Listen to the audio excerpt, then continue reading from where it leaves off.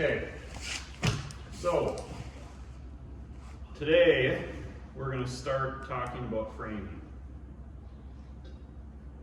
So this one is going to definitely be change of pace from the footings, or at least a change of topic, maybe not of pace, but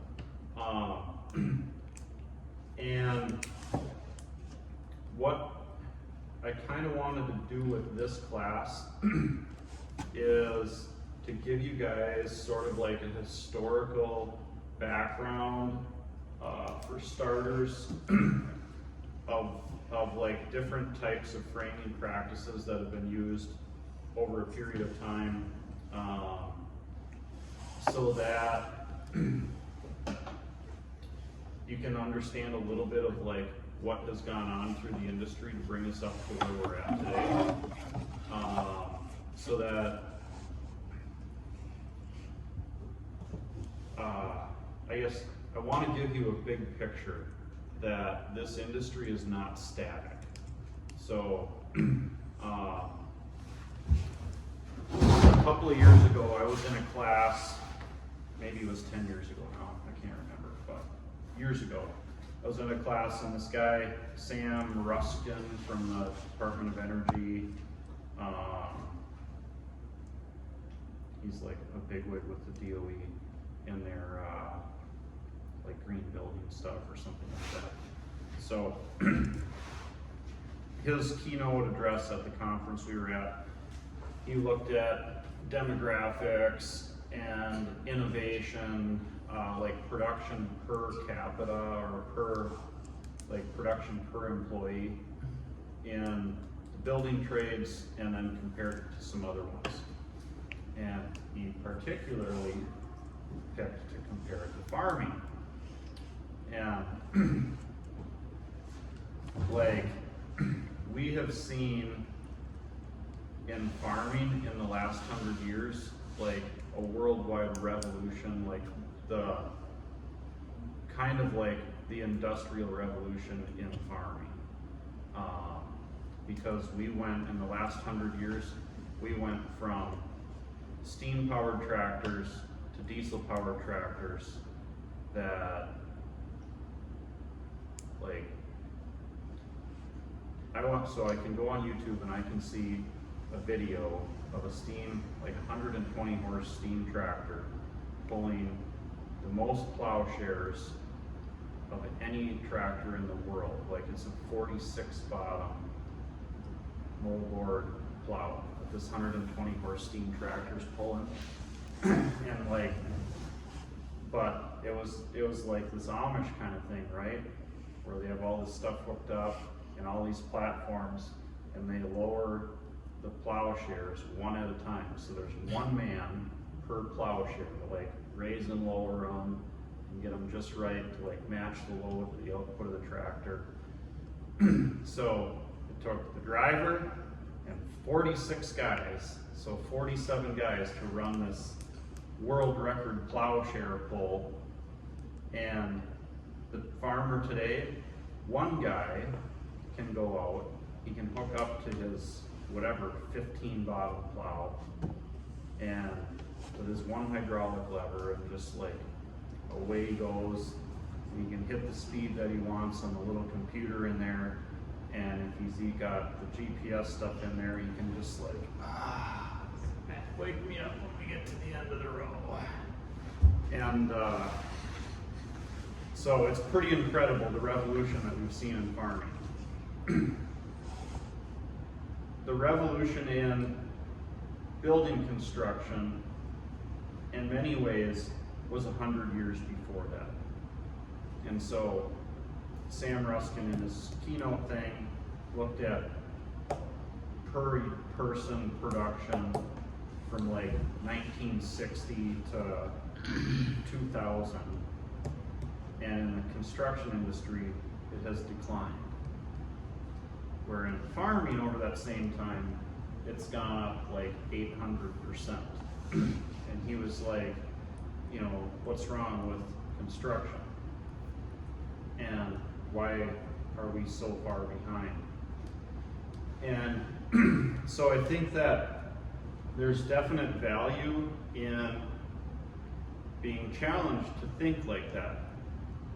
Like, how can we look at the practices that we do and be like, right now, you know, in the last 50 years, our productivity has declined by 20%, while farming has gone up by 800%. Like, what are the differences? Why are we seeing that split? Like, I don't like to just take numbers like, oh, just take it at face value. I want to dig into it and find out why. And so, I don't necessarily want to just look at farming and be like, oh, it's this and this and this, and like, so therefore that doesn't apply and it's not a good comparison. That may be the case, but farming is, you know, it does have its complicated parts. It's got all kinds of different variables that have to be dealt with. They have to deal with weather just like we do with construction. You have to deal with saboteurs like insects and drought and too much rain and weather that kills your crops, you know, so they definitely live in and function, farmers do, in a very adverse world. Like, the world doesn't align every day to make a farmer profitable. It's like the world aligns every day to wipe them out, right? And so they don't get this like clean thing to operate on. It's a very complicated, nuanced, and challenging environment to operate in. And so the same thing with construction.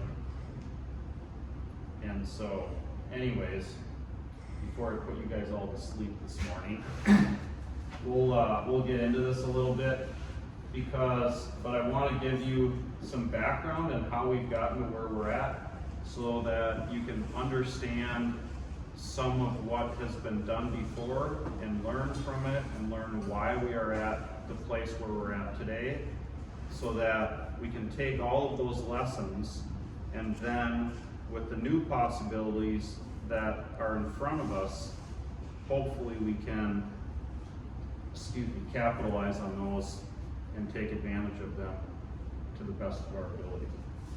So, okay. So, in my opinion, the history of building is a history of discovery and innovation. And, you know, if I get on Wikipedia or even look back in the old paper encyclopedias and like look back at, or even when I was in grade school studying history, like we can go back to the Egyptians and the Greeks and the Romans and see like they have structures that they built that are still here today. And so they were there. A lot of those civilizations did things that nobody had ever done before. Nobody knew how to do it.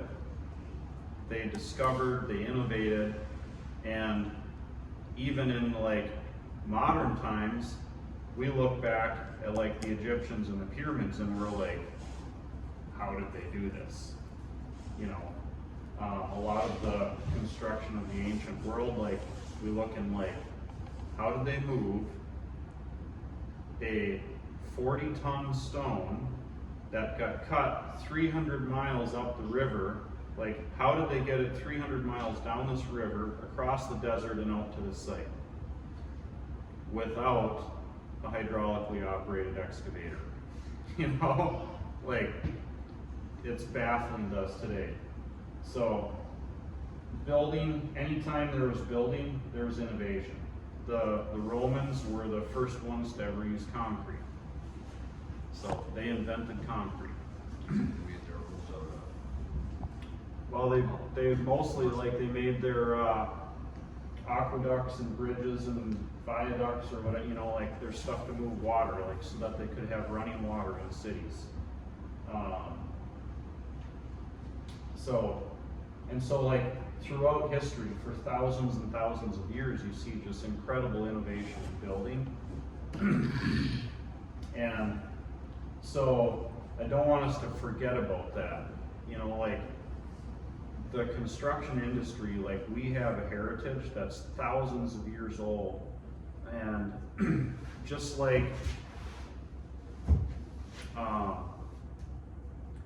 so like when I work with the kids and they're going through their science books, we read about these scientists that like made earth-shaking discoveries that like, whoa, the solar system orbits around the sun and not around the earth. Like, I was just listening to a book today. There were people that were burned alive because they believed that the solar system orbited around the earth, around the sun instead of the earth. And because that was so contrary to the teaching of the day, they were put to death because they refused to cave in to the current thinking. And it's like, whoa. So in every part of modern civilization, we have all of the past work of the people that have gone before us for thousands of years that we've learned from. Okay, so the other part of this, as the culture and economics of different times change, you can trace the change in the design of homes and the innovation in building that solves the problems needed. Okay, solve the problems to meet the needs of the time. So, how much like in tune with the building industry you guys today? Like at all aware, not interested, a little bit? Okay, so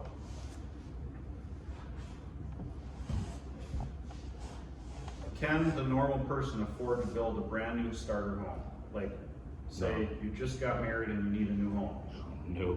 Okay, most cases no, unless you're like born to some wealthy family. Like the normal person, normal middle class starter home cannot be built and fit the budget of today. So that is an economic driver. Like when you run into a situation, you run into this big solid wall, and there's this like desire in the industry, like people that are just getting married, they want a home to live in, but they run smack into this budget constraint. Like it's an insurmountable wall. And so, how many people are there in the United States? Like 60 million. 337 million. Okay, 337 million people. All right, so Pretty sure there's 60 million. So we've got 330 million, 340 million people in this country, and you know there's this problem. I'll guarantee you that there's thousands and thousands of people thinking about how can we solve this issue. And so the challenge when we run into obstacles is, can we think about solutions that aren't just like, you know, here's the stuff that we've done before, how can we tweak this to solve the problem? It's probably not going to come from that container. The solution's going to come from outside of that. And so the thing why I want to go over a big picture of framing for you guys is because I want you to be able to go away at the end of this class with what I feel is the number one most important thing that you can take is to come away from all of this stuff that we go over and not be a person that gets stuck in the details, okay? So in order for you to be effective on any job, anywhere you go, you have to be able to step back as needed and look at the big picture. And so,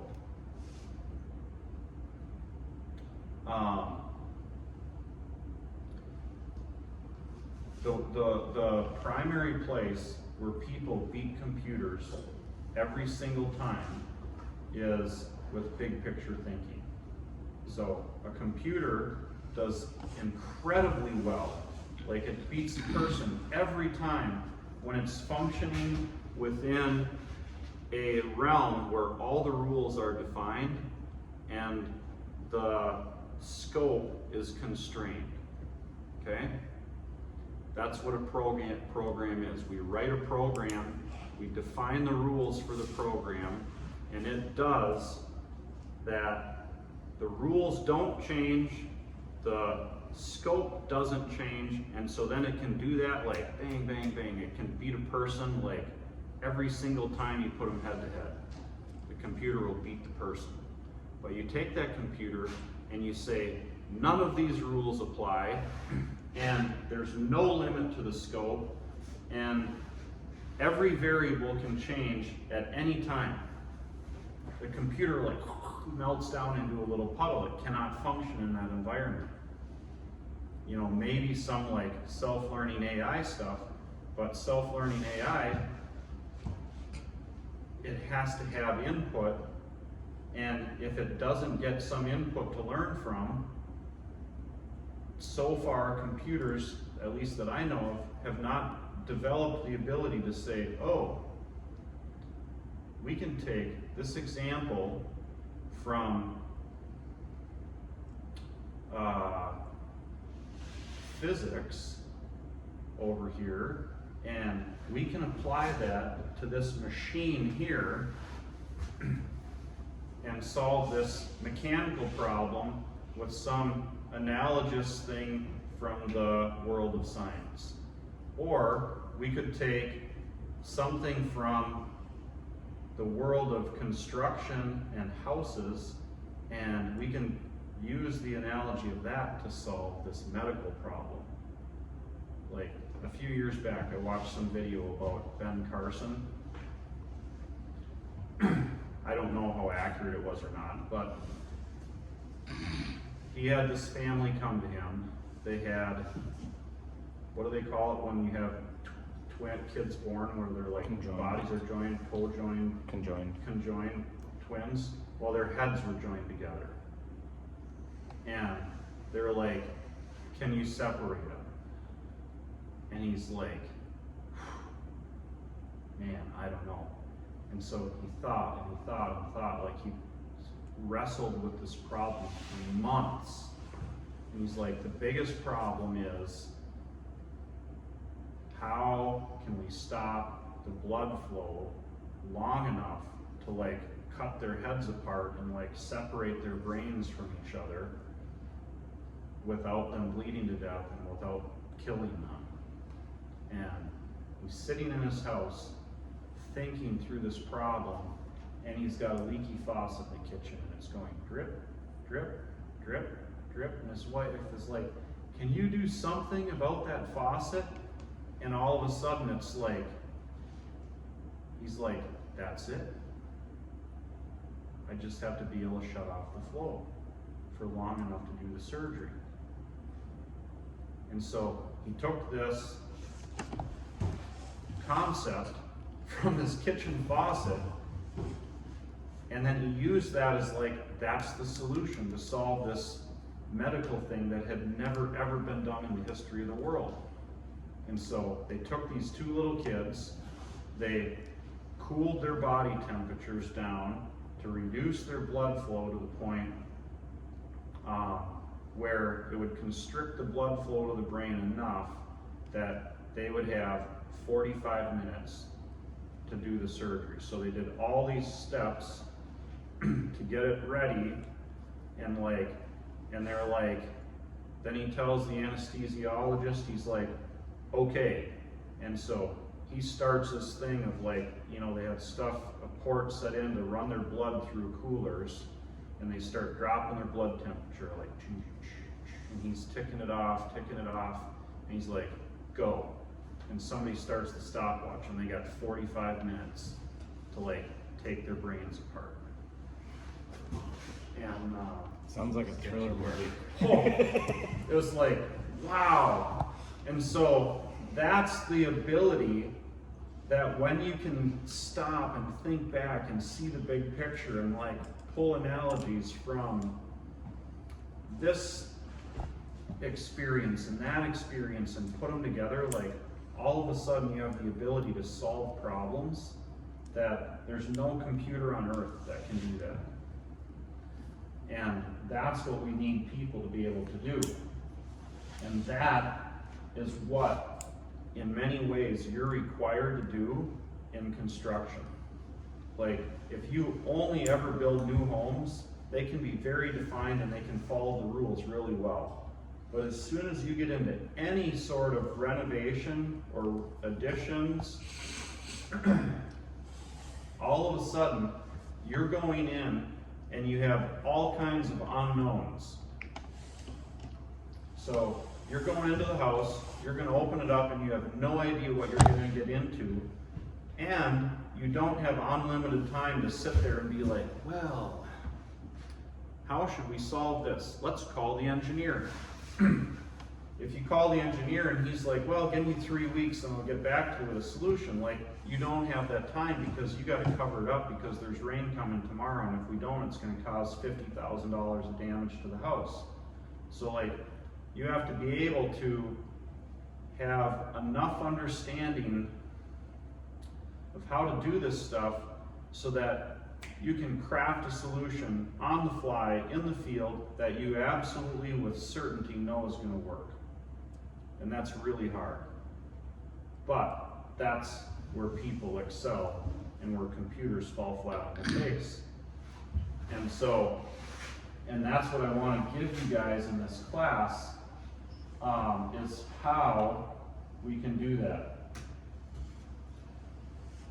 So, if we go way back, some of the first like wood building, the log home is like the timeless classic wood construction. Incidentally, like from stuff I've read years ago, there are log homes in, I think in Norway, that are like more than 1,000 years old.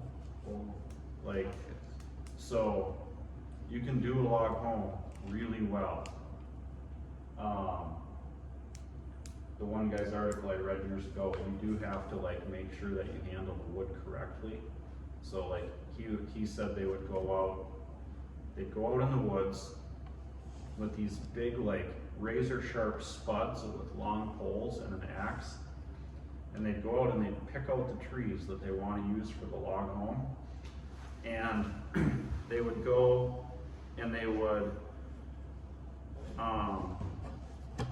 take the bark off of the tree during the winter time.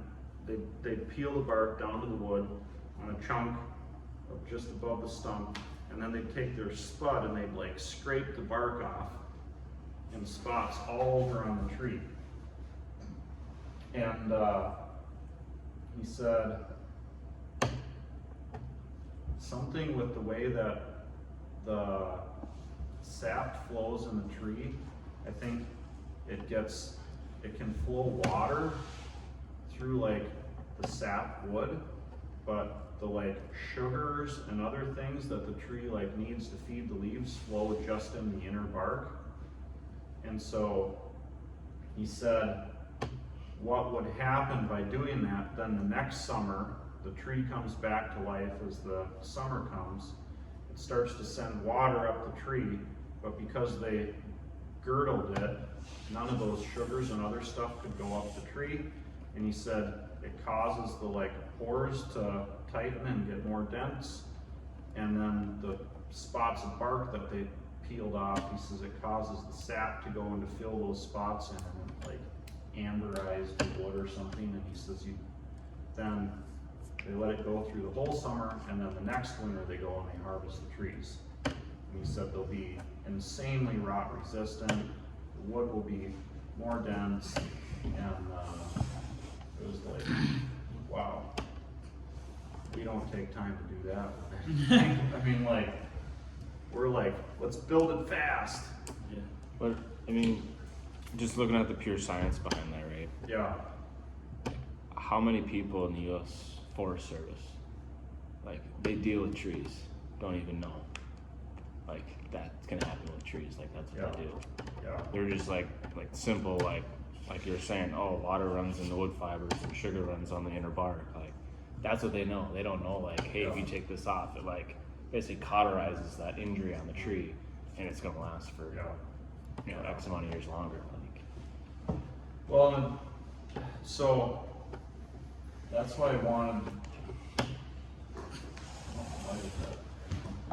Hang on here, let's see. So this here, the culture and economics of the time is a massive driver.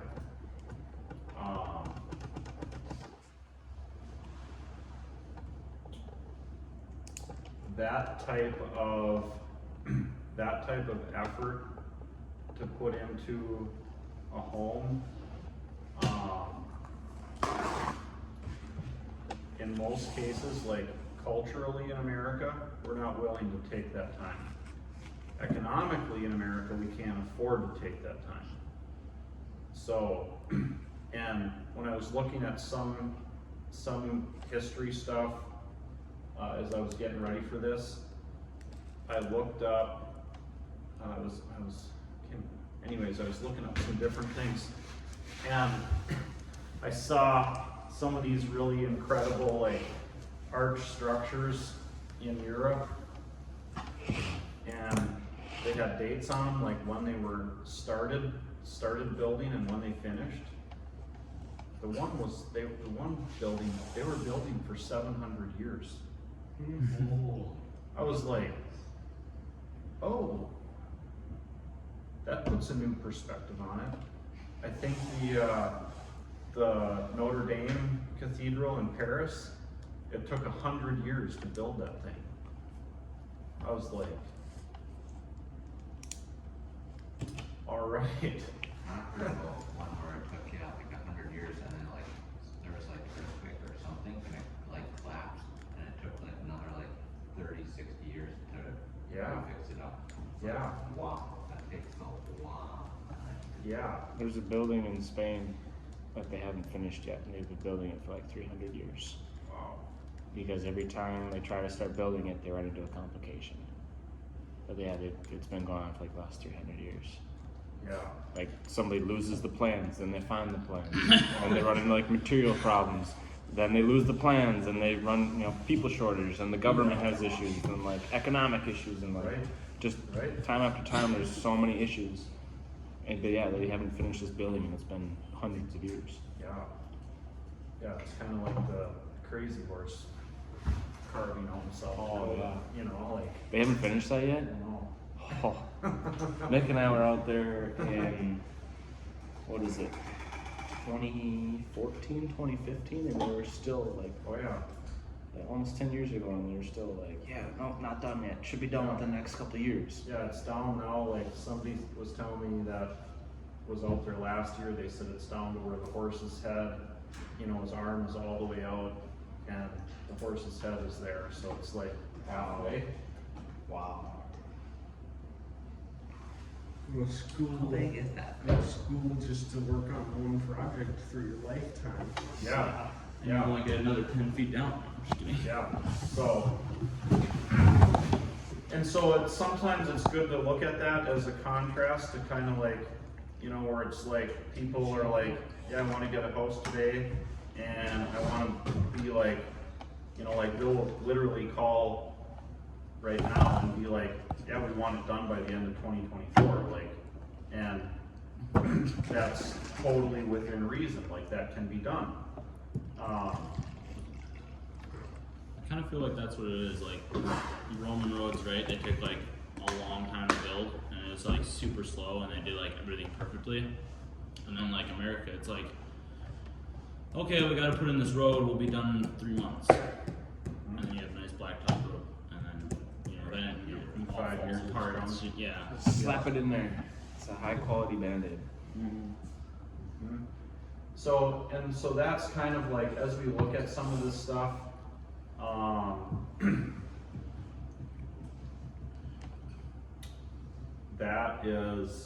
that's like the economic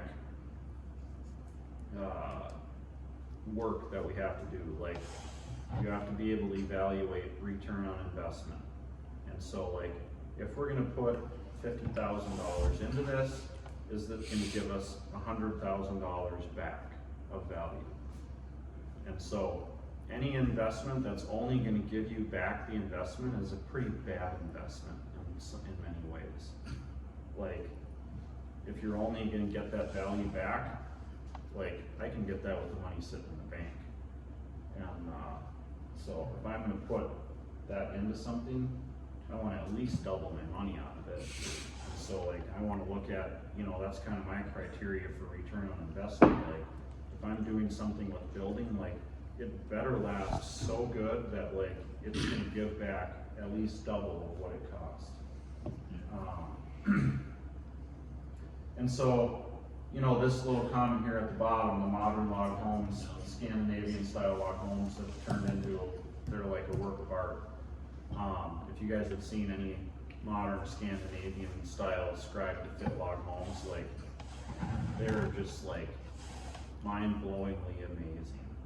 Well, there's, that one, like, if you're going to the Northwoods, Mhm. that one place where they're building. Yeah. Mhm. Last time I was there, they're building nice. Yeah, they do beautiful work. We got like 4 houses. And you look at like, it truly is an art, like, cause they're getting every one of those logs to fit so well that like, maybe you can fit a piece of paper in between them, but like, it's that quality of a fit.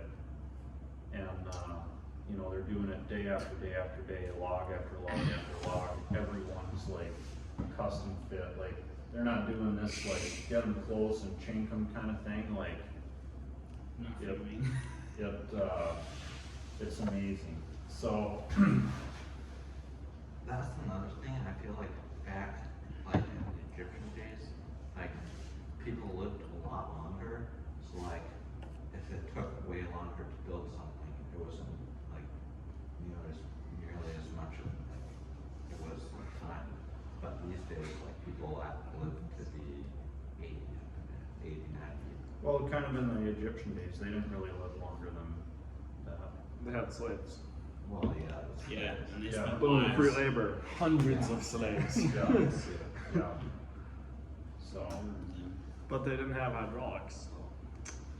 so the timber frame, so the timber frame is kind of the next, I don't know that it was like, came after the log home, cause like, most log homes incorporate some like timber frame type construction for the roof. But the timber frame was kind of the main construction practice in the United States at the founding. And the challenge with the timber frame, like, they're an extremely durable home because the structure of the home is like heavy timbers that, they have to get wet for a long time for them to rot enough to be not structurally sound anymore. So they can handle like leaky roofs, whatever, they can handle it.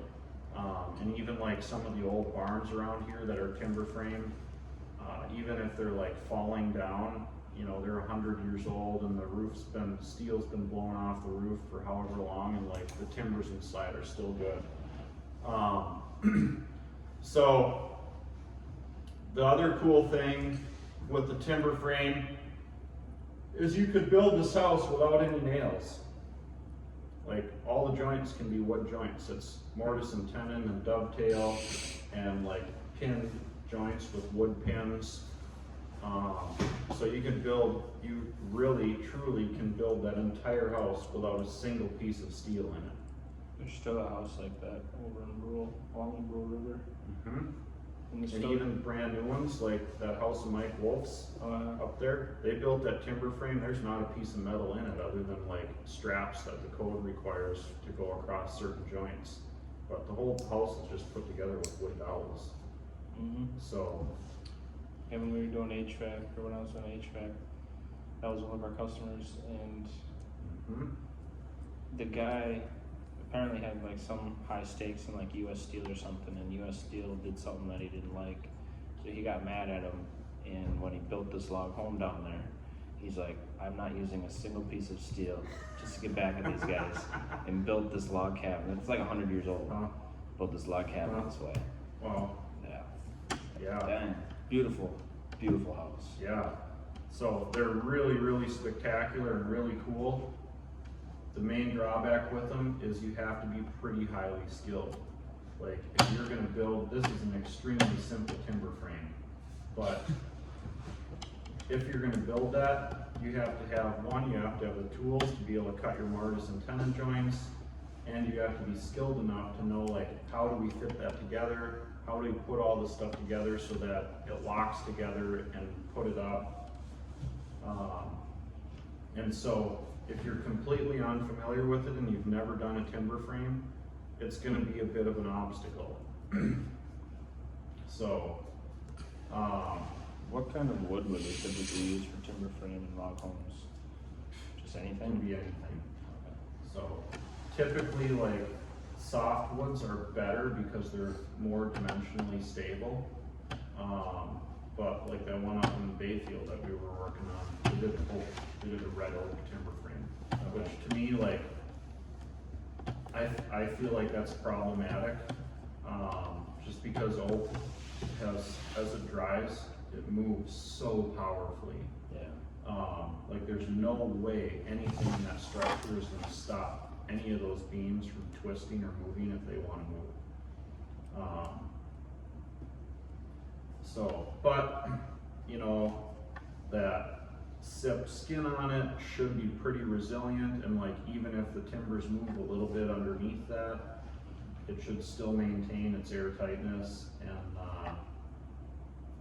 but those were green timbers, they would not dry. And, you know, like an oak timber, like a 14 by 14 oak timber, it takes like 60 years for that thing to dry. So, I don't know if they focused on like, okay, yeah, we're gonna use softwoods, but and go to a pine, but we're gonna use like Doug fir, or we're gonna use southern yellow pine for these timbers, or if they're just like grabbing, just like, oh look, there's a pine tree, let's just dimensionally well, cut it. historically, that's what I think, basically, you know, whatever was big enough, whether it was red pine or white pine or, you know, or spruce, like, they were mostly used interchangeably, I would think. Unless like somebody was really, really planning something out, but, Okay. you know, like, in general, as people were, at least in America, as people were coming through, it was kind of what's available. Big So- trees.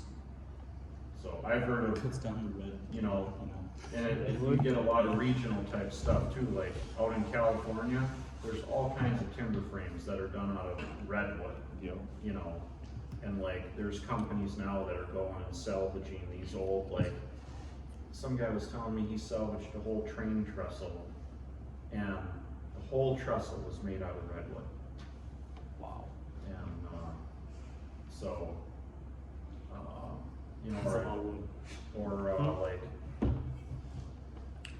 somebody was telling me about a barn, the guy took the barn, went and he paid somebody to take down this barn in Ohio, and the whole barn, all the barn boards, beams, timbers, everything was made out of butternut, and so he took all this stuff and he used it in his house. He turned all the barn boards into the floor planks, and so, anyways, you know, so it depends on where you go, like, different species were used, kind of like what's available and let's use it.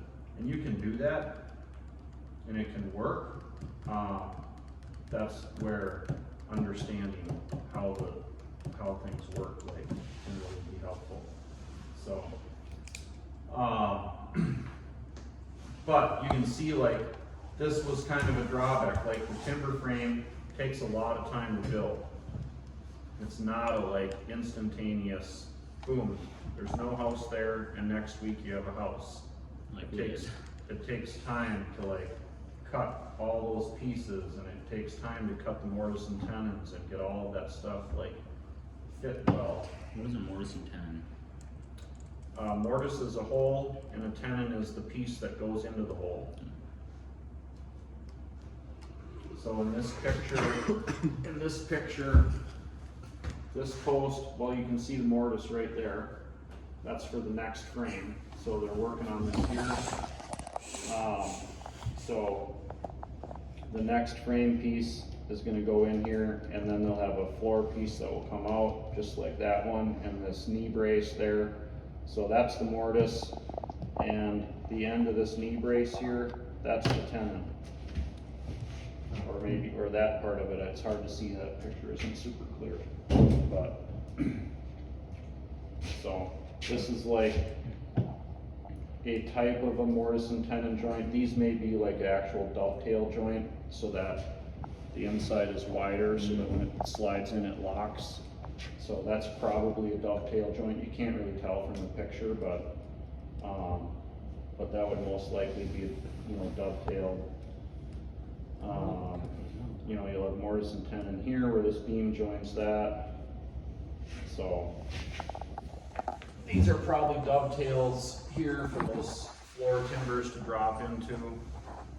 So, like, all of the work that they did on these was designed so that you could put it together with just the timbers and not have to fasten it. And so that's why the use of, like, so the mortise and tenon will have a pin going through it to lock it.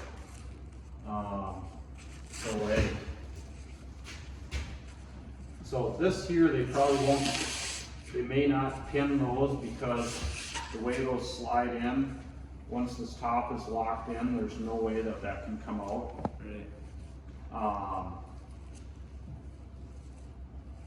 It'd be fun to assemble. So you can see that's gotta be possibly a dowel there. So like these probably will get drilled and doweled. So anyways, but so they'll have mortise and tenons will usually have pins through them, and then the dovetails will just be locked in by their, you know, the joint will lock it in. Okay, then we come to balloon framing. So this is a lot more like familiar to us in what we see today. And so from all the records that I can find, historical stuff, balloon framing originated somewhere around 1830. There was this guy that moved from somewhere out east to Chicago, George Washington Snow, is one of the guys that is attributed with inventing balloon framing. And there was another guy, I can't remember his name offhand, from Chicago that claimed that he invented balloon framing. See if I still have these up here. Was that the guy that, like, he went to court for like 20 some years and with the other guy and Nope. no. Okay, I'm gonna read you guys this little bio on George Washington Snow.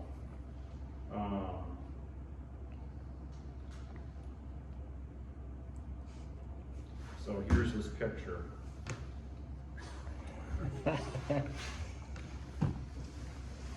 Okay, it says, George Washington Snow invented the building construction method known as balloon framing. Among the early settlers of Chicago, George W. Snow left his native New Hampshire to live for some periods in New York and Detroit before heading for Chicago. Snow reached the mouth of the Chicago River on July 12, 1832. It had only 250 inhabitants at that point.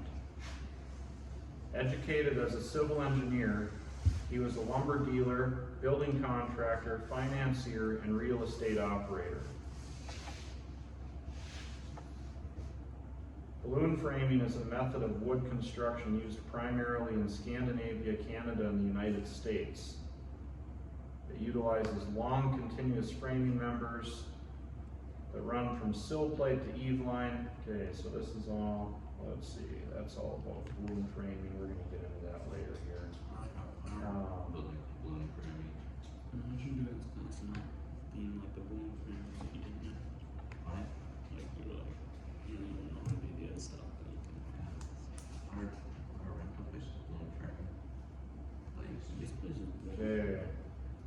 thought this article said who the other guy was that claimed that he had Is this invented it. wall isn't, Um, this wall has a bottom and then the floor goes on top. This one's perfect. okay, here we go. The first building in the US using balloon framing was probably a warehouse constructed in 1832 in Chicago by George Washington Snow. The following year, a carpenter named Augustine Taylor constructed St. Mary's Catholic Church in Chicago using this balloon framing method. Some have credited Taylor with this method's invention. So, 1832, 1833, first balloon frame buildings in America were built. So, Both in Chicago? mhm. I wonder if they're gone. I don't know. So, anyways, this was a highly desirable type of construction. Why? Because it was fast. And it was relatively simple. Like, that's a pretty straightforward structure. And so, as you look at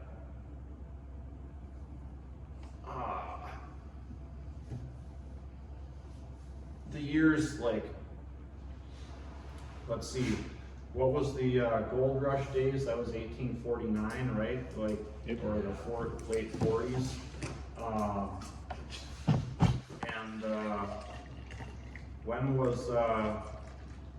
When did Lincoln sign it? Like, when was the Homestead Act? Like, does anybody remember what year that was?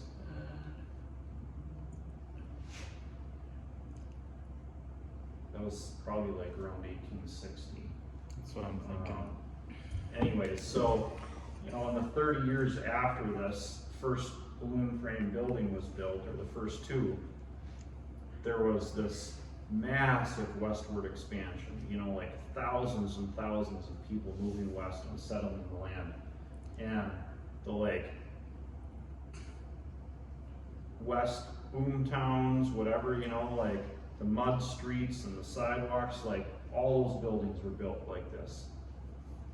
And like they'd roll into a place and people would decide to settle, and there'd be nothing there, and in 5 years there'd be a whole town.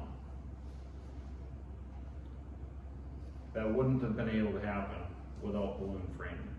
And so anytime that we look at construction practices, we always have to go back to the culture and economics. Why is it named balloon framing? Because it just builds. So so Is it light? No. there's some debating,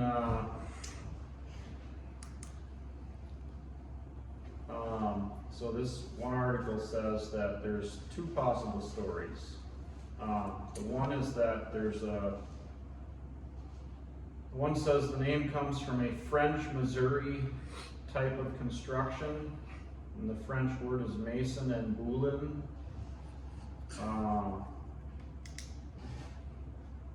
But conventional story is this derisive thing. Historians say, it says they fabricated the story that as Augustine Taylor was constructing his first building, St. Mary's Church in 1833, skilled carpenters looked at the comparatively thin framing members all held together with nails and declared this method of construction to be no more substantial than a balloon. It would surely blow over in the next wind. So, it says, though the criticisms proved baseless, the name stuck. So, it could be from the French name, French word, whatever, or it could be from the timber framers being like, that's garbage. So, okay. Let's see. Oh.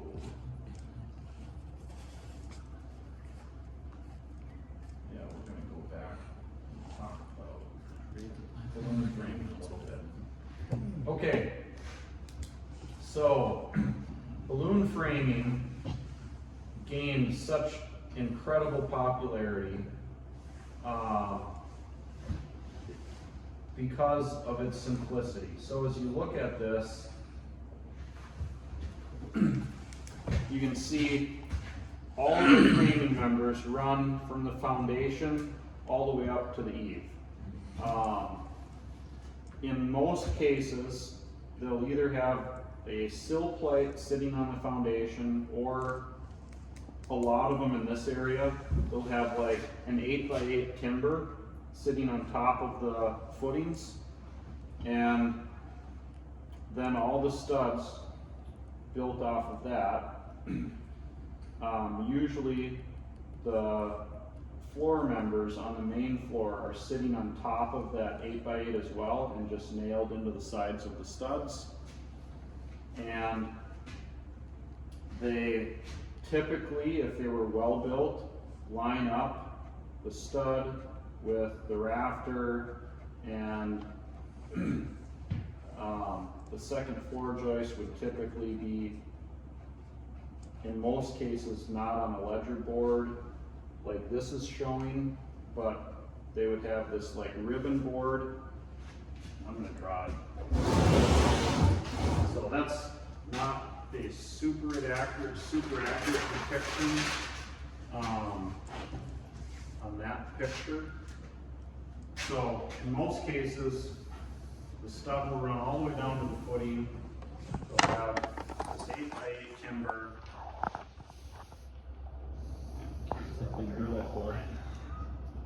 So our studs.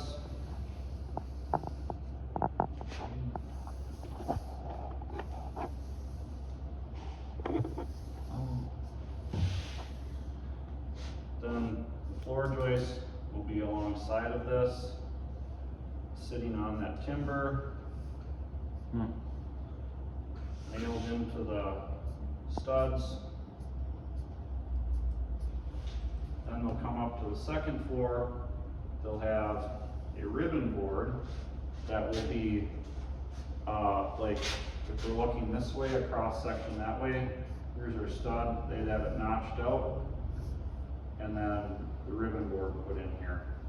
So it's let into the edge of the stud. So here's our ribbon board, and then the second floor joist will sit on top of that. Is that better than what we normally do? Is just one wall, and then we put the Second wall on top of the floor on top of that wall, and then we put the next layer of the next wall on top of that? We'll get into that a little bit more, so let me go through this. Okay, so this is structurally, this is how they did their floors. Then, as they get to the top, they would run a top plate, generally a single top plate, so these should go all the way up, and then our rafters, you know, would sit on top of the plate. When we get to the gable end, they would run this rafter up, and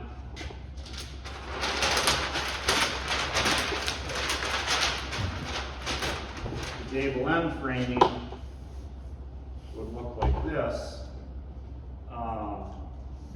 So the stud will run all the way down, again, to this timber at the bottom, but this time they'll run all the way up to our rafter.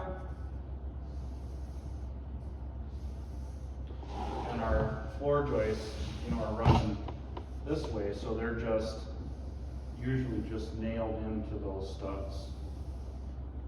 And there's no ribbon board cut in. Okay? And so then, most of the times, these will just end at the bottom of the rafter and be toe-nailed in. Sometimes they'll be notched so that the back sides run up into the roof cavity. So, you know, probably Brady and Neil, you guys will see more of this, like if we go into insulate existing homes, like you'll see all kinds of variations. And a lot of times what you'll see on the gable ends, they had lumber long enough to get up here to our plate at the eave, but they maybe didn't have like a 26-foot stud to run all the way up. And so when we get to the gable end, we'll have a stud that will run like this, and then we'll just take another piece and they'll nail it together. So, and it works because there's very little load on the gable end because of the roof system. So, and does it show in here? So, usually this collar tie thing in here, in most of these, is put down low enough to resist the outward thrust of the load pushing on that roof. I'll draw you guys a quick diagram here. So I get load like this on that roof, right? So here's just the first little bit of your geometry, Stuart. When I take a triangle like this and I push on the top of it, what happens to that force? Push back. Why? Because it's an angle, then Okay, it goes the way it has to go somewhere. okay. You're right. I just wanted to make sure that you weren't just throwing a dumb answer at me. Like, it was a good answer, but, okay. So when we push on this, unless we have something like a big ridge beam here to counter that force, so let's erase that. We just have this regular roof system, this rafter system. All of that vertical force gets turned into horizontal thrust. Okay? And so we have to have something to resist this horizontal thrust. So what do? We put collar tie in here. And we spike a bunch of nails in and hope for the best. So literally, like, you go into some of these places and that is literally what they did, because like, we'll go in to these houses and you've got this roof system that looks like this. You know, here's our rafter, our 2x4 rafter, and they got this collar tie up here, and our wall here, and this member here will be sagged. Like, we went into one place, and if we took a parallel line, the sag in here was 3 inches in like 12 feet. Oh, that's a lot of sag. So, because what was happening, this collar tie, thankfully, was enough to hold it together, but the load down was turning into this horizontal thrust out that was only resisted by this. And so you have this part pulling in here, pushing out there, and it made this huge bow in this piece. And the worst one we went to, they had put a ceiling across here. They had some boards, you know, Wow, they didn't do no. boards like this, so that the ceiling didn't fall in, but they were only holding the ceiling, not resisting this outward thrust. And we went in there, and when we figured out where plumb on the walls were, we realized that when we had to pull this building back in, we had to pull it in 10 inches. Wow. So some of these ceiling pieces were missing the wall by 2 inches. So, So they could have fixed that, they could have not had that problem if they would have, like, put a board there, like, Brace it against. They could have put a cable across, couldn't you? designed to resist this outward thrust. right. You could just run cable through the walls, couldn't you? Like if they wanted to. Well, that's what we did. We went into the house, we put a,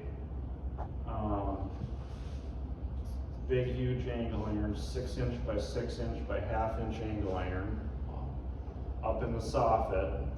We bolted it to the walls, and then every 10 feet, we ran out, I think we were able to get it high enough where we were able to stay above the ceiling. We ran a 1 inch steel rod through and put a huge, 1 inch turnbuckle in the middle, and then over about 2 weeks, we'd go and we'd turn the turnbuckle 4 or 5 turns on each one. We put 3 of them in, and then we'd leave, and the next day we'd come back and turn it a few more turns. And so in over 2 weeks, we got it pulled in straight and ceiling back, bearing on that wall, and then it was all good. Then we put all this stuff back together, and so, Left the turnbuckles. yeah, of course. Yeah, it just takes them out. The whole building collapses. So this would normally happen with like houses that have living space like in the attic. Well, like, you've seen older homes where it's like story and a half, right? Right. That was the classic. Why? Because, look at, that's what this is here. Right, more space. You could get, a lot of them did like for whatever reason, a 9-foot ceiling, while they didn't have air conditioning, and so the higher ceilings would let that hot air, right? Remember, warm air rises, hot air rises. Let that hot air rise up by the ceiling and keep the space where you're living a little bit cooler, especially down south. You go down south, the old plantation houses, 10, 11-foot ceilings. So, because it kept the hot air up there, and down here it was maybe a couple degrees cooler. So, they made a lot of these houses, even in Ashland, you go into a lot of them, there'll be 9-foot ceilings on the main floor. And then you got 8, 9, 10, 11 inches for this floor system. And then, so now we're talking, we got that 8 inches for that floor system, then 10 feet there, and then another 8 inches. So now we're at 11-foot 4, and maybe they could get a 14, 15-foot, 16-foot piece of wood, and so that kind of determined how high to the rafter, and so the story and a half kind of fit really good to available lumber. So, or cost-effective available lumber, right? So, and that was the big driver behind this house. It was super cheap to build. And you could go onto a site and you could start, and in 3 months you'd have a house to move into.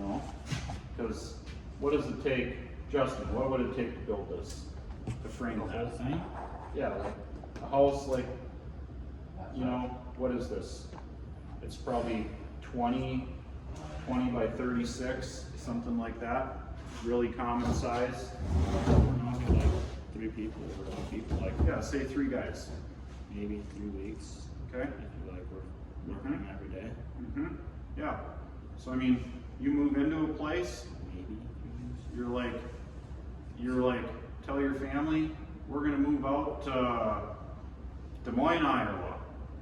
And you jump on a boat, you go steaming up the river, the boat drops you off in Des Moines, you got your brother and your cousin with you, you go to the lumber mill, you pick up a load of wood, or you get them to deliver it out to the property that you bought, and in 3 weeks you got that.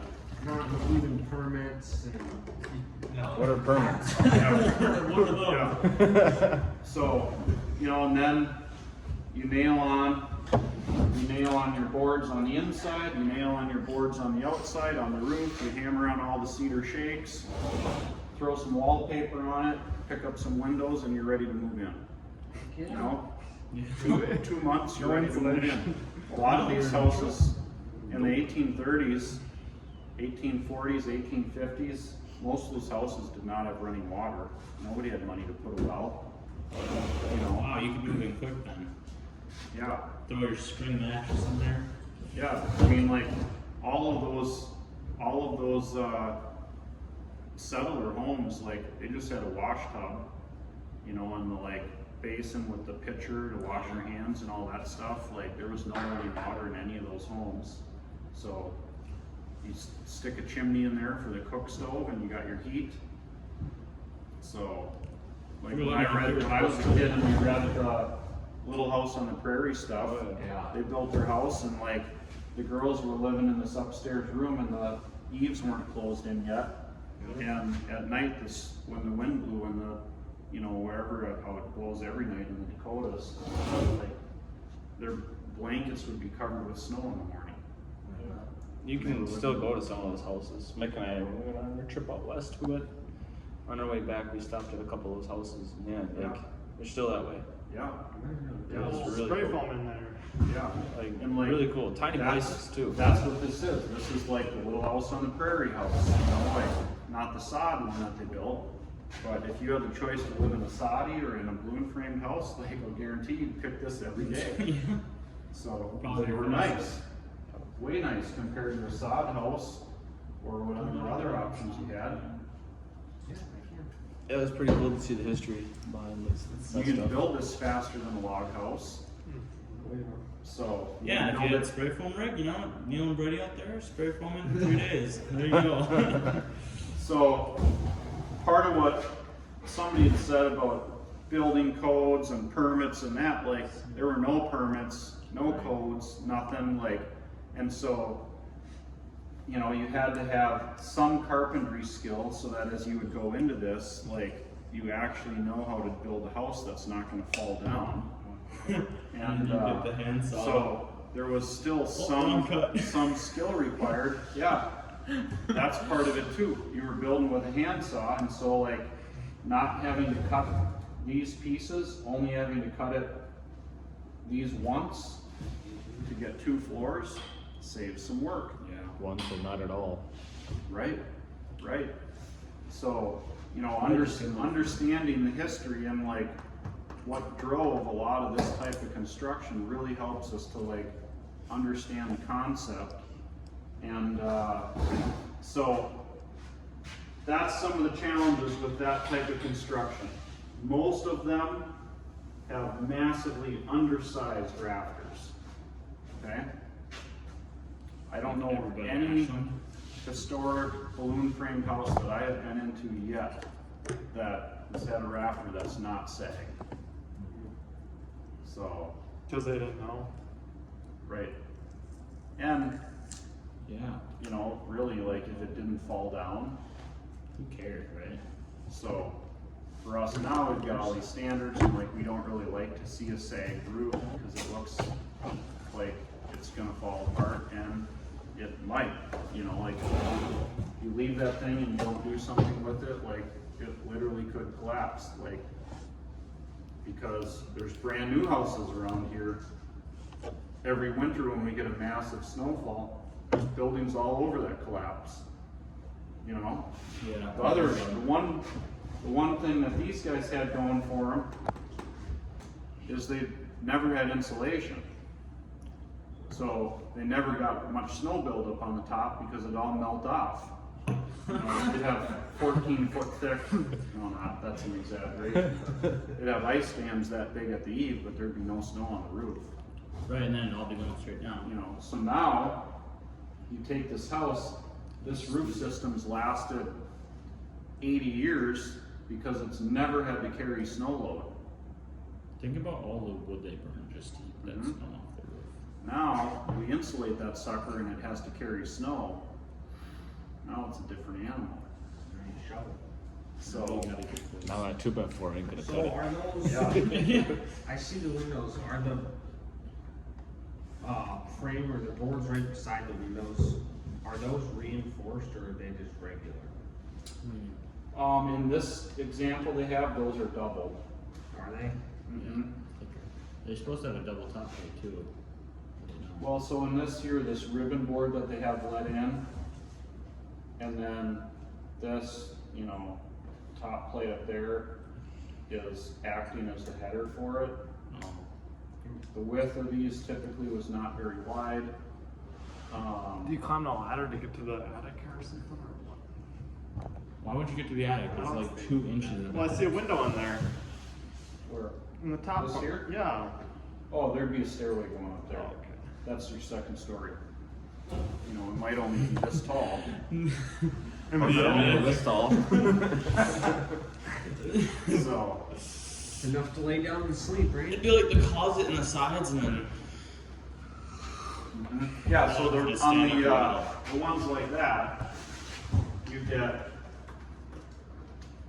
you know, you get your wall, and then your roof, and then they, you know, and your floor system here, and then they just come in like this. Yeah, Like in Park Falls. yeah. Yeah. So, Alright. mhm. So these are really common as well. It's the way my house is, except I don't have the collar tie at the top. Oh, okay. Mhm. I just have the. It's not Easy necessarily a knee collapse. wall, but yeah, it's 2x4 rafters and then Okay. 2x4s going down onto the. Yep. Yep. Your house got some sag in it? Probably. But it's just got a nice big top. Yeah, it's like a 5'12", 6'12" Okay. pitch. Yeah. Uh-huh. So if you built it with 10, 12, or 12 on it, then you could throw a second story up there. Yep. So, anyways, so the challenges with these, this stud cavity is open from the basement or crawl space all the way, if they have a top plate here, then it's closed off up there, so we're open all the way up to the second floor. These cavities here, for sure, are open all the way to the attic. So, that did a couple of things. One, in the summertime, all of those open stud cavities became like little chimneys, and it started pulling nice cool air out of the crawl space or basement, up through the walls, letting it out the attic, and it would keep the entire house nice and cool. Yeah, in the old days. Mhm. Yeah. In the wintertime it'd be cold, but you had coal that was what, 25 cents a ton or something, Yeah. you know? 25 cents a ton? Yeah, like Yeah. I've talked to people like old timers, you know, a lot of them are dead now, but like when I was probably Neil's age or a few years older, we could be going around insulating these places and they're like, yeah, my grandma, you know, all these old buildings had a coal room in the basement with a chute going into it, you know, and whatever local lumber mill would deliver coal to them. Wow. And they're like, yep, grandma said they could heat the entire house for the whole winter on coal for like $5.85. Wow. It'd take, you know, whatever, 8 tons of coal to heat for the whole winter. We should go back to coal. And then there's like those Yeah. videos where they're in the movies and they're like stealing coal from the train because they can't buy any. It's like, wow, you'd be pretty poor. Not one penny. Yeah, well, I mean, that was at the time when like average hourly pay was probably 15 cents an hour too. Well, So, that's a ton. It's a ton of coal. That's a ton of coal. yeah. And there were, you know, You in can fit those so much houses, away. like, people would, they just wouldn't heat some rooms, right? Like, they'd be like, yeah, we just close that door in the wintertime and we don't open it till spring. It's cold storage. Wait, so if you get paid 15 cents an hour and a ton of coal costs 25, like one guy in 2 hours mines a ton of coal. More, probably. Yeah, I'm not sure that like, those may not be accurate numbers. But they're pretty close. But the point is that the reason that every house was heated with coal is because it was the most cost-effective heating option. It was cheaper than wood. Is propane cheaper now or than coal or no? Nobody heats the coal. I don't know, you know. It's not as efficient. So Coal, there's more labor. That's true. Propane you drill a hole. Propane's easy, you just Like put it that. in a tank and then turn your stove on. yeah, the challenge with propane is like you have to have millions of dollars or probably billions of dollars of infrastructure. to That produce is it. true. So, like, that refinery up there in Superior, I talked to somebody the other day, they're just about finished rebuilding it after that explosion, whatever, 7 years ago. Was it So- that? It wasn't that long, was it? Yep. It was a long time ago. Because I worked in Superior when that happened. I felt the ground shake. You did? It was that big of an explosion? Hmm? Wow. So- I only worked about a mile away from them. So you've got hundreds of guys, you know, that have been working, or at least tens, you know, that have been working 2 shifts for 7 years to get that place fully operational. But coal now too, that has $1 million infrastructure.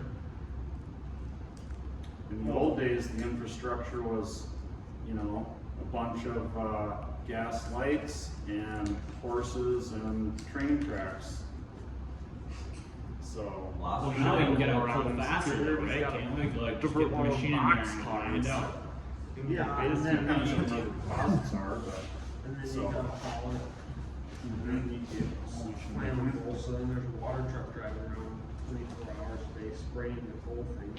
Mhm. And there's all these different things going, on, digging for it and filling back in. And So you don't collapse. So. here's the Sure, other too. lines too.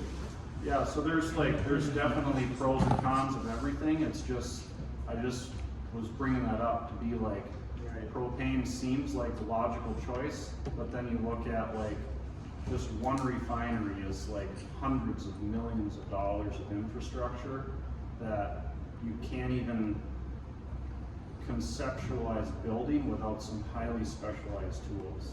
Yeah, you gotta specialize people like. Right, yeah. Special people. Yeah, you gotta have some engineers that are like extremely skilled, you know, not just structural and that, but you've gotta have your chemical engineers that can figure out, you know, exactly the process, and then somebody takes that and says, okay, we can take this process and then here's how we can build a system to do that. So, very complicated stuff. And then there's also all the loopholes you gotta go through for legal stuff. Well, sure. It's not like, it's not as simple. So, we're not gonna get too far distracted by that. So, that's kind of a quick overview on balloon framing, like why it was so popular, why it was built, like why it had such an impact on this country, and was used so widely. So, and then the other aspect is related to that, like cooling effect that those wall cavities had that we talked about. When those houses caught fire, all of those cavities functioned as fire extension chambers. So they were wide enough to not cause enough friction for the flames flowing through that to slow it down, and so they just acted like these jet burner chambers to like, boom, like spread that fire through the entire house. And so,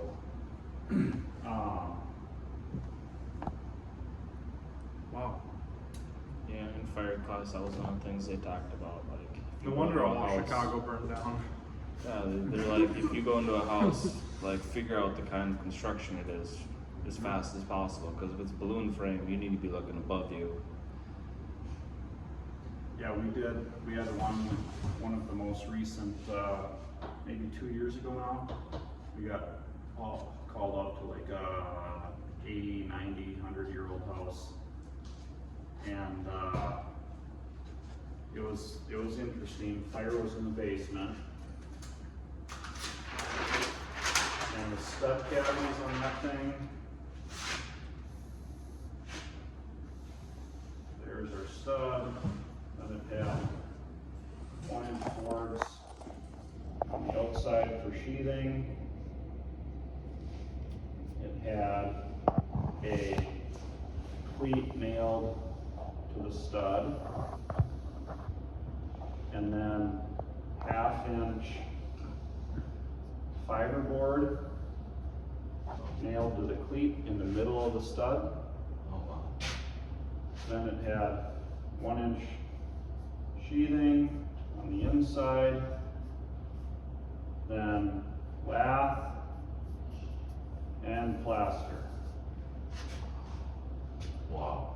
And with the balloon framing, the fire down here in the basement got up into both sides of this cavity between the sheathing and this fiberboard. And it didn't like blast up the cavities because the fiberboard made them smaller, so it slowed it down some. But it was like we're fighting fire in the basement, and then somebody's like, it's up here in this wall, and then it's up in the attic, and it was very difficult to get into the cavities because of all these layers. And so you couldn't just take a hook and like stab it through the drywall and rip drywall off. It was like axe and like hack plaster and lath off, and then get the chainsaw and cut something off, and then tear the fiberboard out. Like it was a disaster. Wow. So, so that was one of the really big pushes to change the construction type, is how poorly these structures performed under fire. Even if we put fiberglass in the wall, it's still this wide open chase all the way to the attic. And fiberglass does not really slow fire down that well. Particularly what most of those homes were insulated with, which is like an R8 or R11 bat that didn't fill the whole space up. It had craft facing with asphalt in the paper to act as a vapor barrier, which contributed to the fire load. And so these guys fell out of favor because they were just like, they were very dangerous. Like they gave very little time for people to get out of the fire. So, Jump out the upstairs window. okay, well, we're way past time for a break. I'm gonna give you guys a few minutes to break and They use shorter walls. And well, you don't necessarily use shorter walls. well, Oh, and then it stops the fire chutes. Because it goes from one, it's separated into fours. Baseball term? And you can use pieces of lumber instead of super long ones. Yeah, so it uses lumber efficiently because we can utilize shorter pieces of lumber. The most common would be 8-foot stuff, or like they call it a pre-cut, which is a stud cut to the right length so that with one bottom plate and 2 top plates, the wall gets to be 8 foot 1 tall. So typically a pre-cut will be at 92 5/8,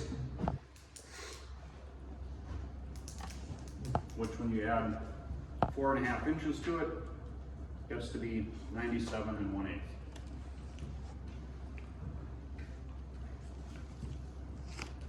Why would we want a wall 97 1/8 when we have 4-foot drywall. Little gap at the bottom. Okay. You say expansion, heating and cooling? Drywall doesn't move, but, or it moves very little, but, so, if we had a wall exactly at 8 foot, and then we throw 5/8 drywall on the ceiling, now all of a sudden we have to cut our drywall on the wall. So if we got 97 1/8, then we put 5/8 rock on the ceiling, now we have 96.5. And so then we put our 8-foot drywall on. Now we have the bottom of the drywall is only a 1/2 inch off the floor, which if it was tight, then we'd have difficulty like getting it in. And so all of those details are like designed to make the next step of the process work easier or faster. So with balloon framing,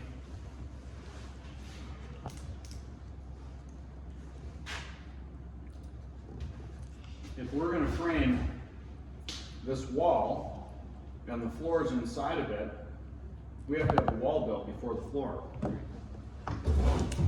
So then we're trying to build this floor off of a ladder or off of a scaffold or that because there's nothing to like necessarily like just set it on top of, at least in this drawing. If we go back to what we most commonly see,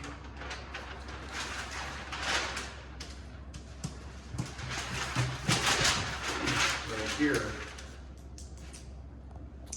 where they set it on top of this ribbon board, then we can like set our piece in there and we don't have to like try and like hold it to a line. And so, but for tipping this wall up and getting the plates fastened together when they're up, like you gotta have a scaffold or a 14-foot tall ladder or 16-foot tall ladder or whatever. So all of a sudden,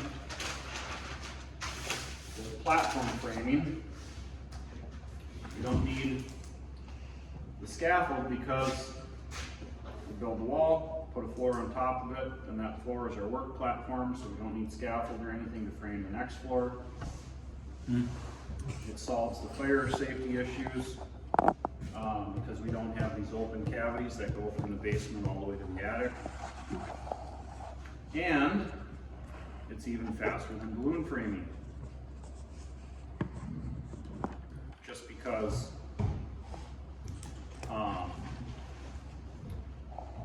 it's faster, not because it's simpler, but because it gives us a better work platform. You don't gotta move scaffold. Right, and when we Even can ground. work at the place where we're able to work the most efficiently, we're very productive. And so that's the beauty of platform framing. No, it's even Okay, so here's a little diagram of our typical platform framing. So we start with the foundation stuff that we've talked about already. Then we frame this floor. The floor gets framed all the way out to the edge of the foundation. And then we put our sheeting on the floor and start building these walls. Build those walls, and then just like putting our cap on the foundation, we put our cap on the first floor walls. That becomes our platform then, that we build all these second floor walls off of. In this case, this one is using a rafter system, so they have all of these ceiling joists, attic floor joists put in, and then they have the rafters framed. They've got some sheeting on this attic floor, so this theoretically, they could put all these attic joists in, put sheeting down on the areas they want to sheathe, and then use that as a platform to frame all of that roof off of. So, And with platform framing, we can either build the roof with rafters, or we could build it with an engineered truss. So, in most cases, in this area and in this company, we're gonna do the roof with trusses because it's very, very fast and it's simple. There are some more complicated roof systems that I feel like are easier to frame with rafters than with a truss. Like this here, this hip roof, for example. A hip roof, in my opinion, is generally easier to frame with rafters than with a truss. Right. Just because of the complicated things that they have to do with a truss system to create that hip roof. So, like they'll usually go, they'll have, let's see, you'll normally have like any trusses in the middle, will have a peak like that, but then as you get down into where your hip starts, you'll have a truss that's shaped like this, you know, and so on. And then at some point, they'll turn this into a girder truss, and then they'll run trusses down off of that. And it just gets to be like a convoluted, complicated system at times that like you have to have everything just right, and it doesn't always work out just right because our buildings aren't always perfectly level and perfectly square and perfectly plumb. And even though all of these things look like they fit flawlessly on a computer model, when you get them out into the field, they don't always work that way. So that's why when we get into something like this, where you have a hip and dormers and a skylight thing and that, like, we would probably hand frame that. But in most cases now, there's budget constraints and people want a different look than that. And so we don't build that kind of roof very often.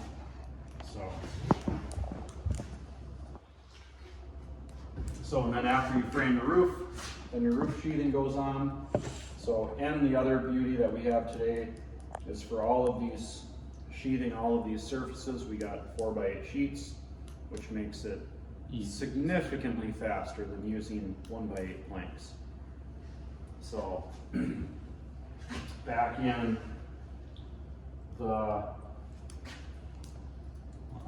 balloon frame days, they didn't have 4x8 sheets of sheathing. And so in order to have these buildings have some resistance to racking from wind, they would run the sheathing diagonally on the walls and then diagonally on the floors. Oh. So because you guys know what happens if you take a square and you push on a corner, With the other corner supported, sure, it just starts to press it. it turns into a parallelogram instead of a square, right? And so if that's our house, that's a problem, isn't it? So can you strengthen a square Yes. by adding stuff that way? No. Not really, not enough. So, because all you have is like, you know, we got studs like this, and so we got nails, nails, and so on. So we'll add a little bit, but what adds strength to things? What shape? What shape? Triangles. Triangle, very good, thank you. So, if I want to add strength, I have to have a triangle. So my triangles here are, you know, if something is pushing on, let's say that, then where these nails are over to the next one, those are my triangles. Not very big, and they're not continuous. So if I have my square and I want it to stay a square, my idea would be to have a nice long triangle there that has exactly a 45-degree angle. Wow, is that a weird looking number, but so our nice sheathing, say our 4x8 sheets, you know, nailed, you know, and then we got studs there. We get multiple ways we can draw, you know, we could draw an angle that way. We could say we have an angle that way, you know, like you've got the whole sheet. And then this next one, when it's nailed here into that one, all of a sudden, it turns that into like one big sheet, and so we get that. And if we had another one, you know, and nail that all of a sudden it's like drawing that angle like that. So we can get away without having to do diagonal sheathing because we have these big 4x8 sheets that turn into like one monolithic piece almost. So have any of you guys ever worked on putting the sheeting on a floor or on a roof? Okay. A little bit. So who's worked on setting trusses? Okay. So when you have a truss up there and just some temporary bracing on it, is it like rock solid stiff? No. Okay, it's kind of like walking on like a tightrope almost, like maybe a little better than a tightrope, but still pretty wobbly, right? Like the whole run yesterday, I was like walking around. Yeah. And what happens to that floor system when you get like, or that roof system when you get one row of sheeting on? It comes way much. Is it a little more stiff? Yeah. How about when you get 2 rows? 3? By the time you get the whole thing covered, you can stand up there, and if you shake like that, the whole roof moves, if it moves at all, right? Okay? So what sheathing does is it turns the plane, whether it's a wall or a roof or a floor, it turns that plane into like one solid piece. And so the only way that it can move is to move as a unit. It's no longer able to rack. And so all of a sudden, this nice square that we have, whether that is a floor or a wall or a roof, we can push on it anywhere we want.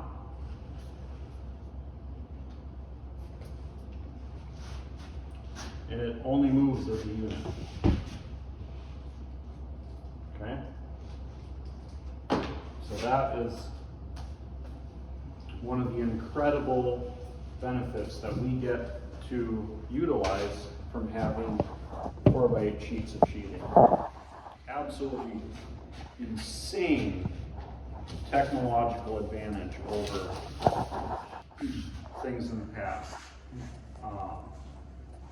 Because it works.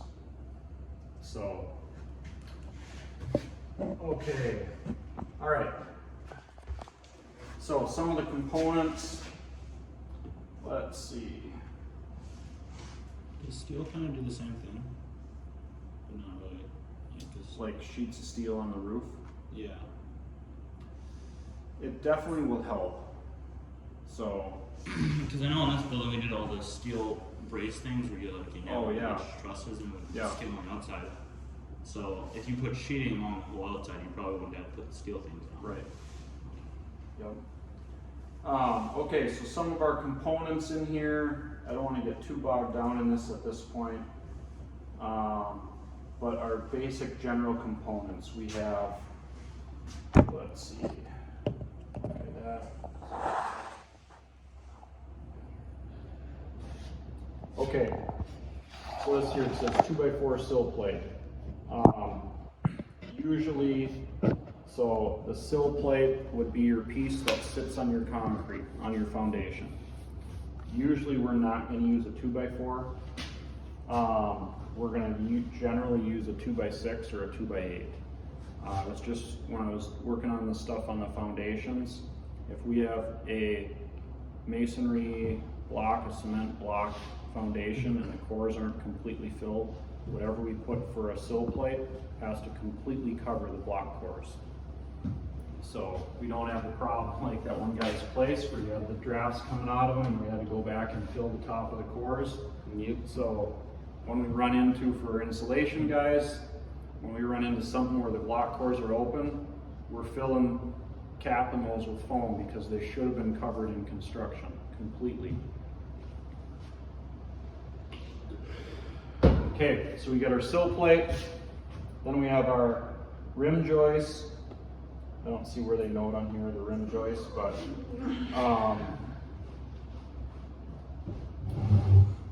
so generally in construction, if you're going to really stick with the correct terms, this perimeter board, the perimeter of the floor, on the first floor above the foundation, is called the rim joist.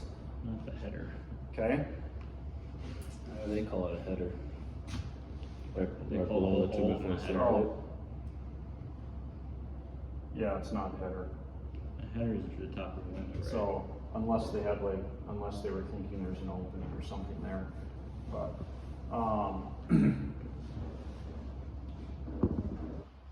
yeah. So I don't know why, like if they're showing this as an opening, but because they got this here masonry there. So I don't know what they're trying to show there.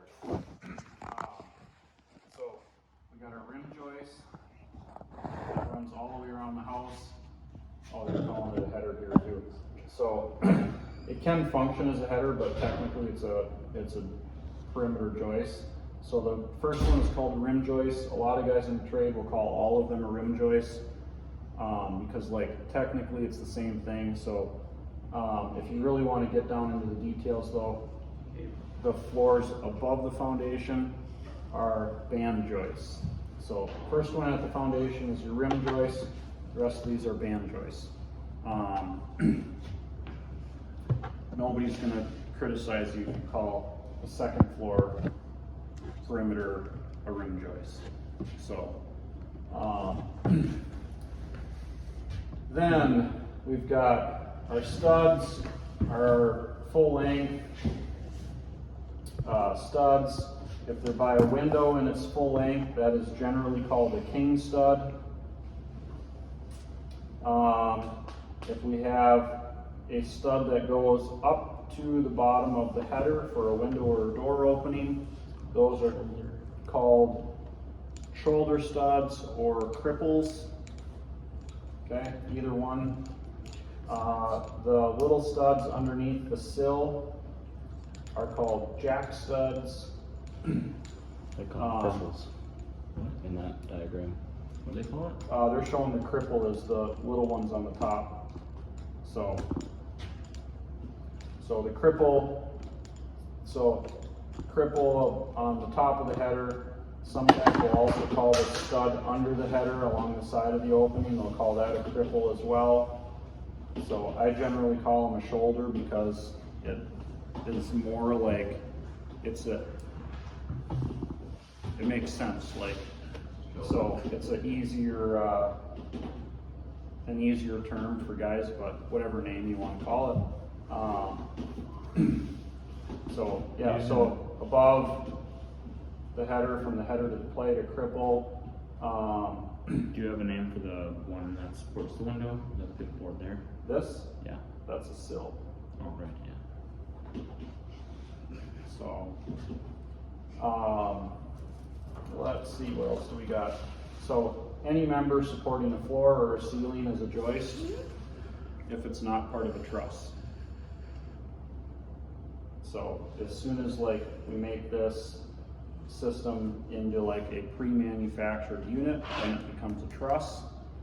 But if it's individual pieces of lumber, then we have a joist and a rafter. this here is a hip, and this would be a hip rafter, and then these short ones that run into the hip are jack rafters. They have a hip jack rafter too. Yeah, that's a whole mouth, drop the hip off. The only time you have a jack rafter is when you have a hip or a valley. So you can call it, cut me a valley jack rafter, or cut me a hip jack rafter. If you're working on the job and you're like, yeah, I'm gonna go and put in those jack rafters, you know, you can look up and you don't have to tell anybody, I'm going to cut those hip jack rafters. So I'm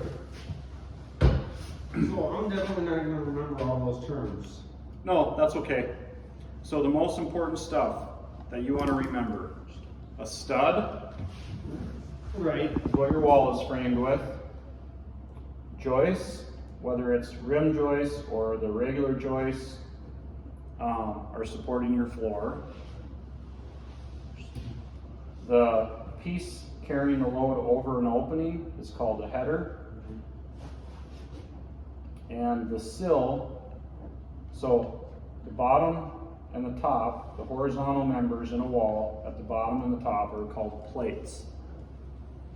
So at the bottom you have a sill plate, which is, so if you really want to get technical, the sill plate is only this one on top of the concrete. Some guys call it a mud sill.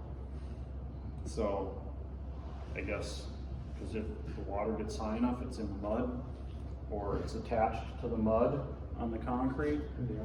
So in some places it'll be called the mud sill, but that is a sill plate. And then if we're on top of wood framing, you know, technically if you want to get into it, it'd be a sole plate instead of a sill plate. But generally we just call every bottom plate either a bottom plate or a sill plate. Mostly we'll call it a bottom plate and a top plate. So, but that's, you know, those are the important ones. Studs, plates, headers, joists. Pretty simple. So, stair pieces are called stringers. What's called stringers? The pieces supporting the stairs. Okay. Okay, now we get into the really fun part. Loads. So we went over loads already. And we're going to go over it again. And we will probably go over them again and again and again, because they are an extremely integral part of everything we do with a house. Is it really dead? No, Okay. shoot it. And when we look at most of the errors in construction from periods in the past, the majority of structural errors come from an improper accounting for loads. So, and I want to give you guys this, because if we go back to the stuff I told you about at the beginning of this class, I want you to have a understanding of like the broad concept of what we are doing with a structure, so that you could find yourself in like any of 1,000 different situations and be like, I've got a tool to deal with that. Like, you don't need to know the exact process. You just need to know the broad concept. And if you understand, I have to transfer the load from this roof all the way down to that concrete, then it's simple. Because you just have to figure out, use a little creativity and say, okay, I want to make the load go here, and then go over to there, and down there, and over here, and down there. And you can do that. Or you can say, I want the load from there to go straight down. And you can do that. The problem is, if we're like, I would love to have that load go straight down. And straight down runs smack into where your customer wants their kitchen sink. Then what? And you do this. So that's where I want to give you, so this, I hope to you guys this seems like really elementary, like that I don't have to run that post straight down through the kitchen sink and get her one individual compartment sink here and one individual compartment sink there, the post there and the faucet, like, because, you know, like, I appreciate that you guys laughed about that because it's ridiculous. Right. But we went out to a job. That one way up there north of Bayfield, where the roads were washing out when we were going up there. Yep. Where did that guy have some post coming down? Oh, Right where the refrigerator is supposed to go. Oh, And it was that like, place. what in the world were you thinking? Like, you didn't have to do this. Why? Yeah, it was like the 4x4 post coming straight down. It was like the refrigerator was like supposed to sit right where it was, or you'd open the door and be able to open the door like halfway because the post would be right there. Yeah. The other funny thing is the post went up to a pre-manufactured truss, so the load could just go down the truss. And you need it. Right. So, and it's like, somebody hired that guy, expecting him to be able to come in there and build this building and not have it fall down and have it be right. Like, that's scary. And that's what, I mean, like, computers are even smarter than that, but that's what, like, you know, I would expect some, like, poorly designed, poorly programmed software to come up with that. Because a computer doesn't know, unless I tell it, the door on the refrigerator has to be able to open. So, but a person should be able to know that without anybody having to tell them that. Like, that's why we have people build houses, you know? So, anyway, and that's why I want to go over loads, and we're going to go over it again and again and again until you guys know this so well that you can walk onto any project and be like, huh, why'd they make the load go like that? That made a whole bunch of extra work when they could have just done this. That's how much confidence I would love to see you guys have and your understanding of this stuff, because when you get to that point where you understand the concept, then there's no limits on where you can go with it. You could go into any project, and maybe you need to get a little bit more information, like maybe you're not going to end up working on a residential house. Maybe you're going to end up building a 15-story parking garage. And you walk in there and you're like, okay, yeah, this makes sense. I see the loads getting over to here and down to there and down, like, yeah, we can do this. And so when you understand the concept, all of a sudden a really big, imposing, complicated structure is very straightforward. So, okay, so dead load, is it really dead? No. Why do we call it a dead load? It's not moving? Is it breathing? Does it have a pulse? Why is it not moving, Gabe? Because it shouldn't move, unless Okay. it's snow or something. Okay, It's secured. It's secured and then you know it's not gonna move. okay, it's screwed down. So if I screw that couch down, does it become dead load? No, like it has to be there. It's structural and it's Okay. secured in. All right, good. So typically dead loads are the things that we cannot take away. And so, the most common dead load is the weight of the structure itself. That leg is crooked again, like it's gonna fall down. There you go.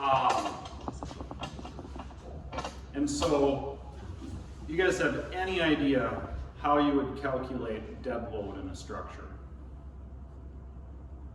You do the weight thing. Wait, you say dead load, right? Mm-hmm. Yeah, you like calculate the material weight, Okay, and then how would you do that? You add up every single 2x6. And then Okay. you add up all the shingles and estimate, I guess, from the nails and the screws And and then the drywall drywall and the flooring and the and light joists. fixtures. Yeah, so in general, you could probably just like approximate it, right? Right. Like, how much do shingles weigh per 100 square feet? I don't know how many. How much does a bundle of shingles weigh? Huh? 60. 80 pounds? Okay.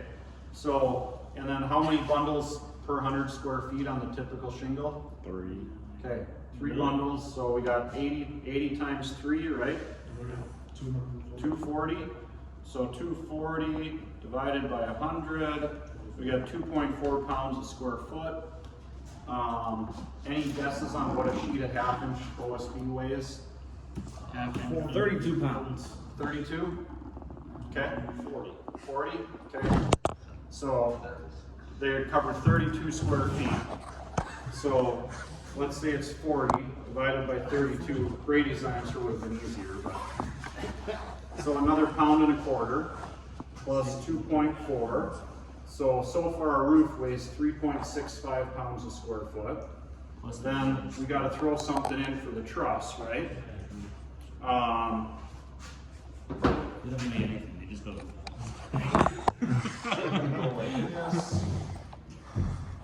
Let's see.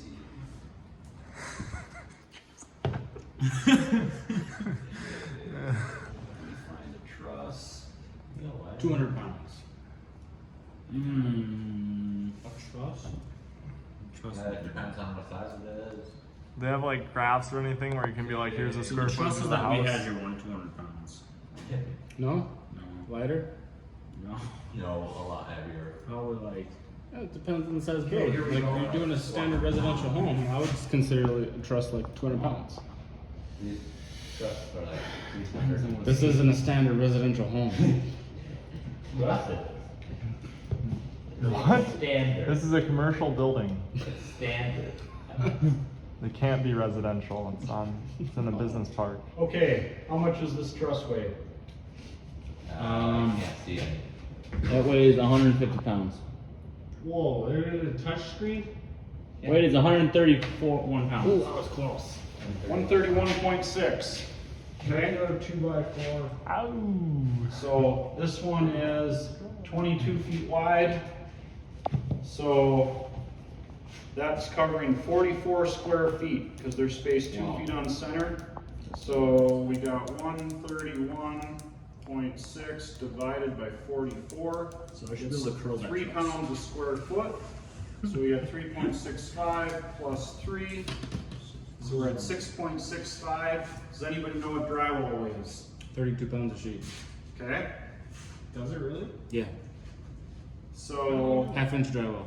plus Cause he's done a lot. 1 pound, so we've got 7.65, and then let's say we're gonna spray R50 foam in there, a closed cell. What's the foam weight per square foot? Both cells 2 pounds. Okay, plus 2, so we're basically up to 10 pounds a square foot dead load for that roof. Okay? Okay? We got snow load. Let's try a floor system. Let's say we're gonna frame a floor with 2x12s. Any guesses on that? Per square foot? Well, let's figure it out. Let's say the floor underneath this truss, so this is 22 foot wide. What's a section of that floor gonna weigh per square foot? So we'd have, we have drywall, again, we got the 2x12, we got 3/4 inch subfloor, we've got whatever flooring goes on it. What else do we got in there? Yeah, the nails aren't gonna weigh enough to even factor. You probably close them in on like 10 pounds square foot. Okay? Yeah, so Between ceiling, between subfloor and 2x12. Pretty heavy, so that's like so pound and a half. if we had a 22-foot long 2x12, actually, no, let's go up. We'll go up and we'll use this floor truss.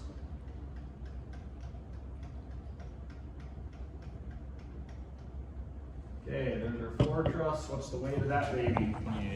128. Okay, 128 divided by 44, so it's 2.9 pounds a square foot. Plus 1 pound for drywall, plus, what do you think a sheet of that 3/4 inch subfloor weighs? 50 pounds. 50? Pretty Okay. heavy stuff. So, plus What are you dividing this all by? 50 divided by 32. Okay, so we're up to 5.46. Anything else we need to add to that? Let's say they're gonna put hardwood floor on it. That's probably what? Another couple of pounds, 3 pounds a square foot? Let's say plus 3, so we're at 8.5 for the floor. Minimum. So if you were to go with, for general residential construction, for a roof and for a floor, 10 pounds a square foot of dead load would be relatively accurate. Here it comes. So unless you're gonna go to like, something like crazy heavy in that system, like a slate tile roof like they do out west or something. Or if we were gonna pour concrete on this floor, you know, any guesses on what a cubic yard of concrete weighs? What's that? 6 pounds? A cubic yard? Oh, not 100 yard, I thought it was like a foot. 200 pounds.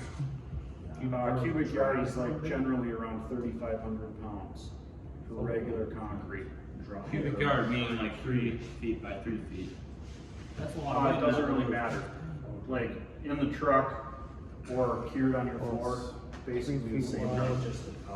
Right. 3 feet long Yeah, by that's cement powder. Oh, Concrete is like mixed with rock and Cubic, gravel and you gotta sand. take that three feels measures. like it's a ton. So, Yeah. let's say that we put 2 inches of concrete on top of that floor. 2 inches. So, how much per square foot would that be? 2 inches? Yep. 45 pounds. So we got 162 square feet per yard. So let's say 3,500, let's say it was regular weight concrete divided by 162. Like 35 pounds. So it's 21.6 pounds per square foot. How thick was our concrete on our house for? It's like 2 inches. So that, they used lightweight aggregate in it, so it was 2,800 pounds. So, you put concrete on your floor? Heated floor. For heated floor? Yeah, we put pipes through the whole entire floor. Yeah, so we got 17.3 pounds a square foot on that floor. We took and put, what is it called, like the concrete, it's like concrete except it's like in sheets, like. Oh, Durarock? Yeah, we took Durarock and put that over our heated floor. Durarock is like, I can't remember how much. Okay. When you pour the Put some concrete, pipe do you up. put plastic do you put plastic on top of it? I did, just as like a bond breaker between the wood and the concrete, so. Mhm. So, okay, so that's where it's important, like if we're gonna pour concrete on there, we gotta factor in for that load.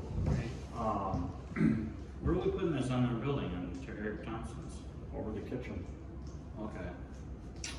so, okay? So, we have to be able to factor in our dead loads.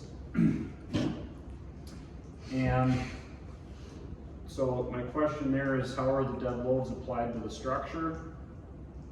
They're just a gravity load, okay? They just go straight down. Okay? No, I gotta put it in slide mode, slide share mode. So instead of doing all that calculations, there was that table that we looked at on the first day with loads that pretty much came out to those same That numbers. only specified live loads though. Oh, did it? Oh, not dead loads. Okay. That's what I was saying, like, for a ceiling with storage, like if you have a spread web storage truss in a garage, you have to add 20 pounds a square foot for any storage weight up in there. So, Okay. so, Okay, Antarctica. okay. You're chilling up there. Snows. Okay, so live loads. We have snow, people, and other stuff. So, which just to like break the conventional way of thinking for you guys, I put some stuff in these other items. Furniture should be pretty common sense, but a hot tub, we may have to figure that as a dead load instead of a live load. So, because if you really, huh? A lot of water. Well, then it's not changing. Yeah. So, Except when you get in it. building code allows us to use a different duration factor number. So it allows us to use a higher fiber bending stress number for wood when we're rating it for shear under a live load than under a dead load. And so we could pull a number for a live load if we're putting the hot tub in a live load calculation, and it may not be adequate when we're considering it as a dead load. Because it's always there. Because it's not changing. So unless people are like, ah, yeah, we drain that thing out, we don't use it in the winter time, but, so, When you Should get the lock in your house. frame or build the floor for a mhm. would you reinforce just one section, or would you reinforce the whole entire floor? Well, that would be a cost decision that you would have to evaluate on the job. And so, you know, we can look at it, let's say, let's do it really quick. Okay, here's my deck, all right?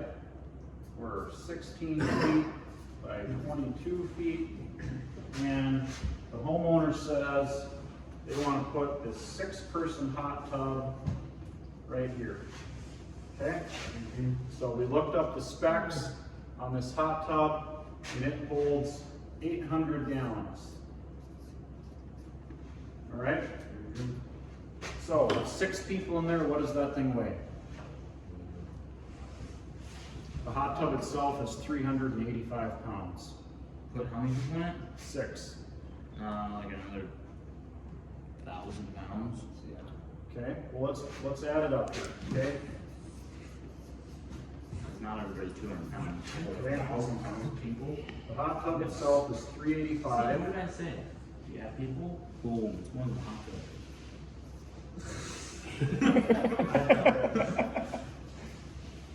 Okay? What do we get here? 1,200 if everybody was 200 pounds. Okay? Because Okay? they're And how much for the water? 3,000 pounds. Right, just approximately 8 pounds a gallon. 800 gallons? 1,600. Oh, 6,400. Yeah, that's 60. Yeah. 6,400. Okay. Okay, so what's our total? 7,600. Actually, no, it'd be, It'd be 8,800. I mean 8,085. yeah. Okay. So, how do you want to do the structure on this? It's not 8,000. 7,985. 7 what? Well, we got 85, Huh. then we got 6, 79. Oh, 79. 7,000. It's 100 pounds off. That's a big difference. It's 100 pounds. What if you bring your baby in there? It doesn't have any 100-pound babies. Nobody does. Realistic. My daughter's 4 and Okay, she's guys. 35 pounds. Okay, so let's look at this. So if we don't have a mid-span beam in here, we've got, you know, our floor joists running this way. And that thing here, let's say it's 8 by 8. Okay? So, we're gonna go like this.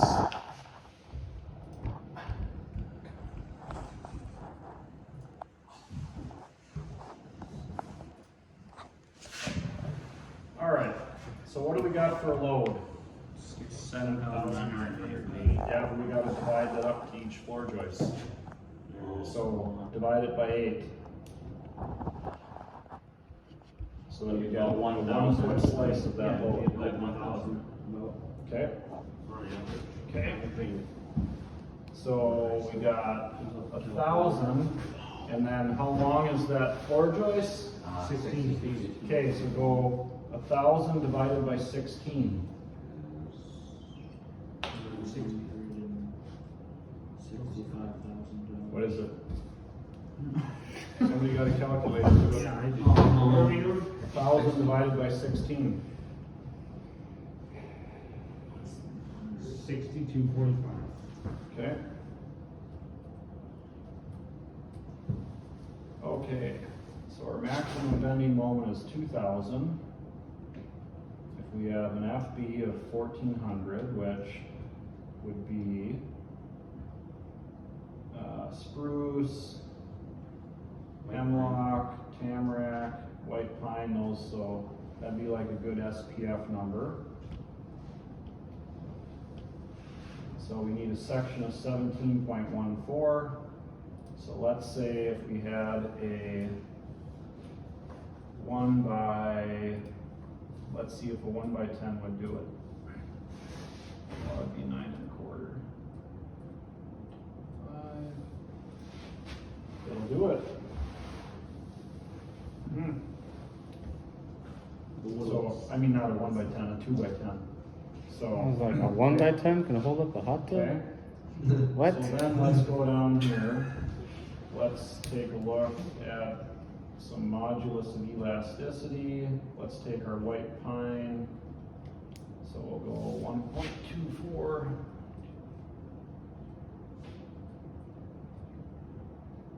What is modular elasticity?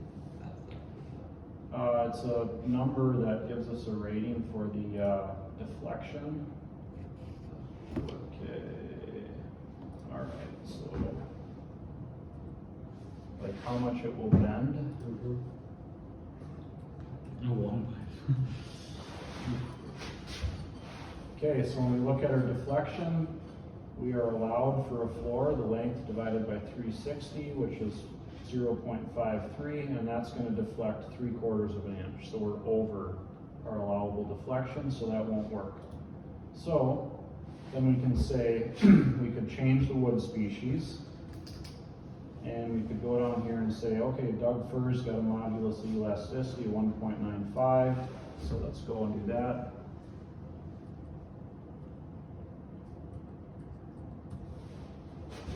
How come you add so many zeros? It's 1.95 to the 6th power. Oh. So we should have, like, where is it? So we got 1, 2, 3, 4, 5, 6. So, okay, so all of a sudden we're within our parameter. Because Doug fir is stiffer than the spruce pine fir stuff. Can I get the ones with So, the, or we could say, yeah, we just want to stick with this SPF lumber. So we're going to go back to the 1.6. what about alveol? Holy cow, those are So then we could say we're gonna go to the next size up, which would be 11 1/4. And we got no problem, do an LVL. okay? What are we comparing the deflection to? I don't see where The red. Oh, the red. So, yeah, so Right up there, yeah. Okay. That's it. So an LVL, the ones we were putting in yesterday, got a, they're a 2.0.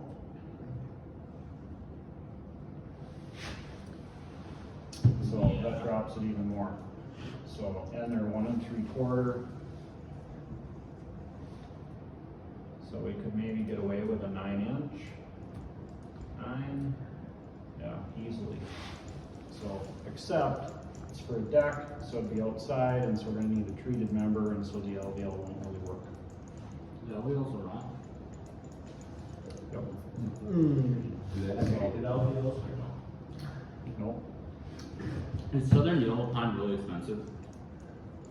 No, not terribly bad. So, yeah, so if most treated is gonna be Southern Yellow, so we could go up here and we could say, you know, 1.79.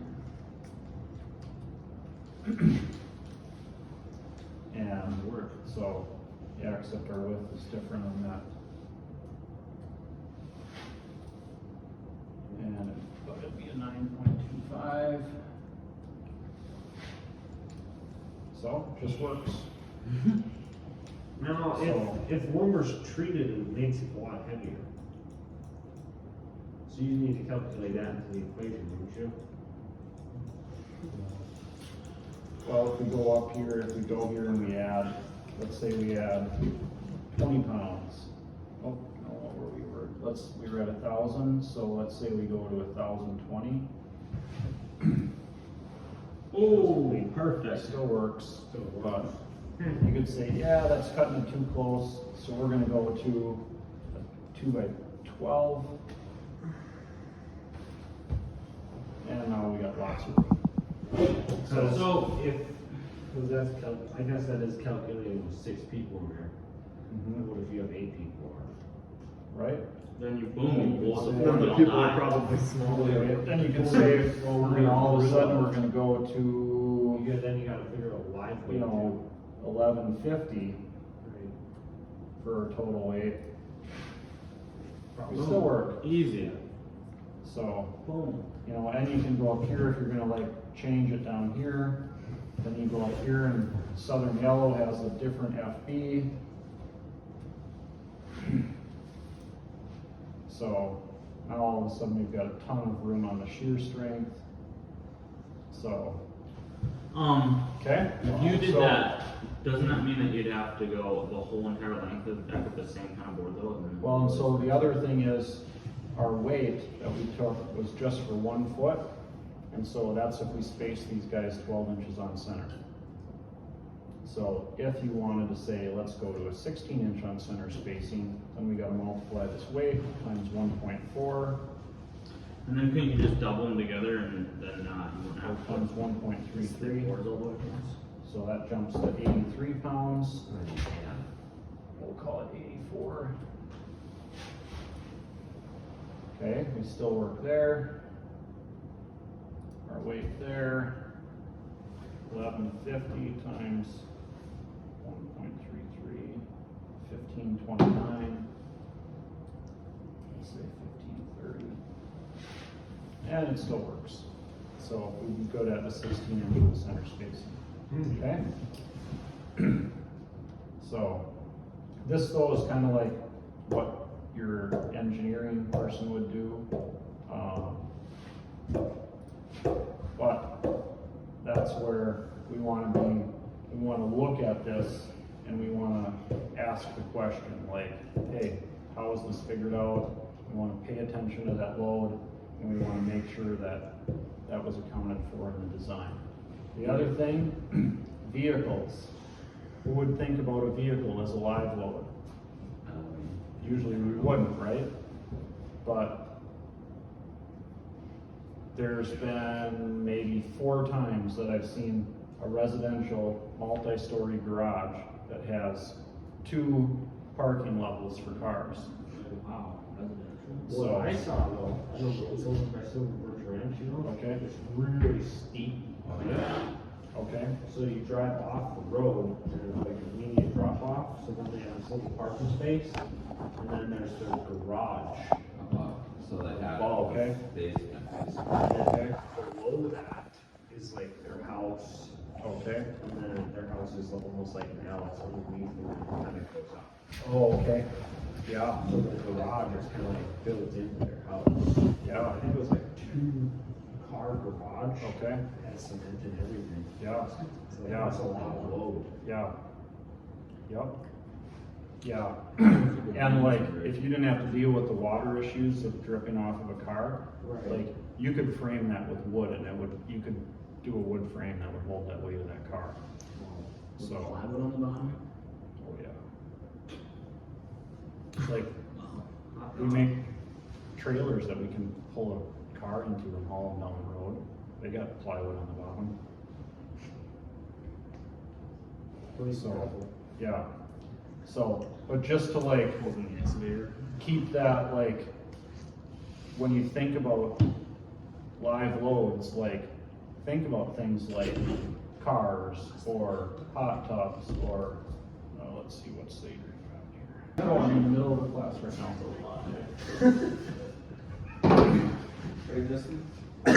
Okay.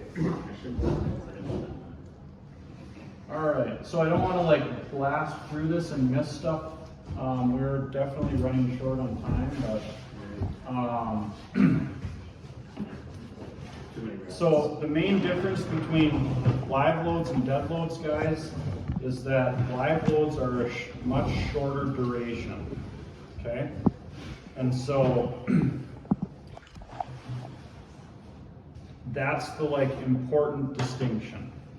The live load is there, and then it's not there. It's there, and it's not there. And so, we have to factor a dead load differently, you know, or a structural load differently in our design than a live load. And we're allowed more leeway with a live load, but we still need to make sure that we're factoring for it. So, okay. All right, wind and seismic loads. So we aren't really in like a high-risk seismic area. Supposedly we can still have earthquakes in Wisconsin. I don't ever remember one. So I don't know anybody that's like, oh yeah, I remember the earthquake in 1938. Brady, when the plant exploded. Yeah, I was almost no. I Okay. remember one too, because when Chad Walsh had a 1 pound of tannerite in the Yeah. garage. So, but theoretically, like they tell me that we still have like very, very minor earthquakes in Wisconsin. And so the interesting thing with it is that what we're required to do for wind loads also meets our requirement for seismic loads. So, and both of them are, when we're looking at like what's specifically outlined as a wind load, it is the horizontal force pushing on the building. So in our code design value for a roof and a floor, we have to design for 40 pounds a square foot. For wind loads, we have to design for 20 pounds a square foot. So it's a little bit easier than our roof load. The challenge is that everything in our structure is naturally oriented to carry a gravity load, not so much a wind load. And so that's where we get into the sheathing stuff, and there's very specific requirements for nailing the number of nails in a sheet of sheathing on a wall if we're counting that as our bracing for wind. So if I am counting that sheet of OSB just as sheathing, my perimeter nails only have to be like 6 inches on center and 12 inches on center in the field. If I'm counting it for my wind bracing, I have to put it's like to like 4 inches on center and 8 in the field or something like that. I'll have to look it up. But we have to do more nailing, and if that piece is on this system they call a portal frame brace, then it's like the nails have to be 3 inches on center, and so anyways, I have a question. yep. Per floor, 40 pounds live weight. I can put more than 40 pounds on 1 square foot of the floor. How come it's still So you're putting it, like if you stand on 1 foot, right? right? You're doing more than 40 pounds a square foot. Like I'm like 180 pounds or something. So like theoretically I can put 180 pounds on 1 square foot. Put a needle in it. That then becomes like a point load on this here. So like in this building, the floor trusses are running this way. So this floor truss, this is a commercial building, so it's at 100 pounds is what they designed this floor truss for. So theoretically, I can put, you know, I could stand here if I took 16 inches and then another guy the exact same weight as me stood right next to me, and another guy there and another guy there for the entire span of this truss. That's what it's designed to handle. And then the next one over takes shoulder to shoulder, guys that one, and the next one, and the next one, and the next one on this whole entire building. And so we could go shoulder to shoulder, like 1.5 by 1.5, a person every single 1.5 by 1.5 of this building, and we'd meet the live load rating of this floor. We'd still be within it. So all of a sudden, if I'm standing right here on this truss, I'm 1/20th of its load capacity. And you 4 guys sitting there above 2 of those are still like, well, you're distributing over 2 floor trusses. So you're probably like a 1/6 or an 1/8 of the load, a 1/10 of the load, something like that. So, because when you put a point load on something, it doesn't necessarily, the way that the force is distributed through the framing member. You remember that video that we watched where the guy was breaking those concrete beams? So he had 6-foot long beams.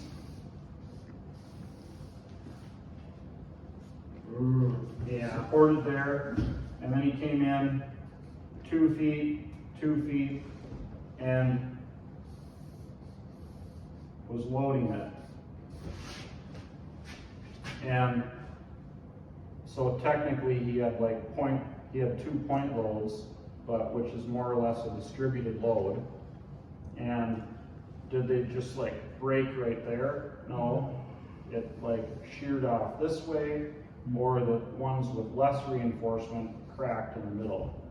And so like the load is distributed at angles through that framing member. So even if you have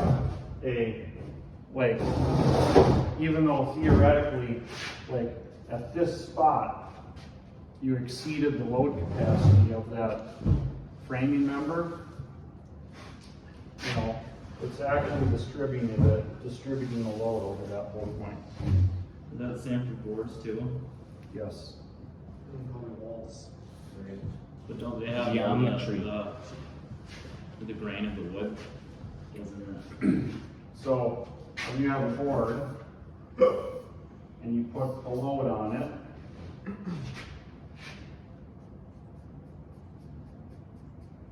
the top half will be in compression and the bottom half will be in tension, okay?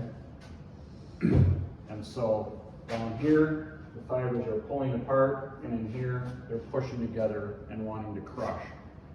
Wood is stronger in tension than in compression. So wood will always fail by these fibers up here compressing, like crushing, squeezing together, which then, let's say we get a crush zone like that's an inch deep. It moves this down lower. Okay? So all of a sudden we have less wood carrying the same load. Then it exerts force and it crushes this. And then this point moves down. And then it crushes more here. And this point moves down until we meet the yield strength of those fibers in tension and they go. And then it just explodes. So like a concrete filled metal pipe would be pretty strong, It would be very strong. because the concrete. The concrete will prevent the pipe from deforming, and like a lot of the strength of it is maintained by the shape. Like a cylinder is strong, so So pressurized. and the like I concrete. don't know offhand like if the yield in compression of steel is lower or higher than its tensile.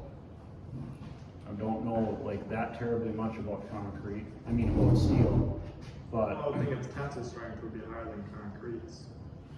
oh yeah, So, like- I'm saying the tensile strength is the tensile strength of steel higher than its compressive strength.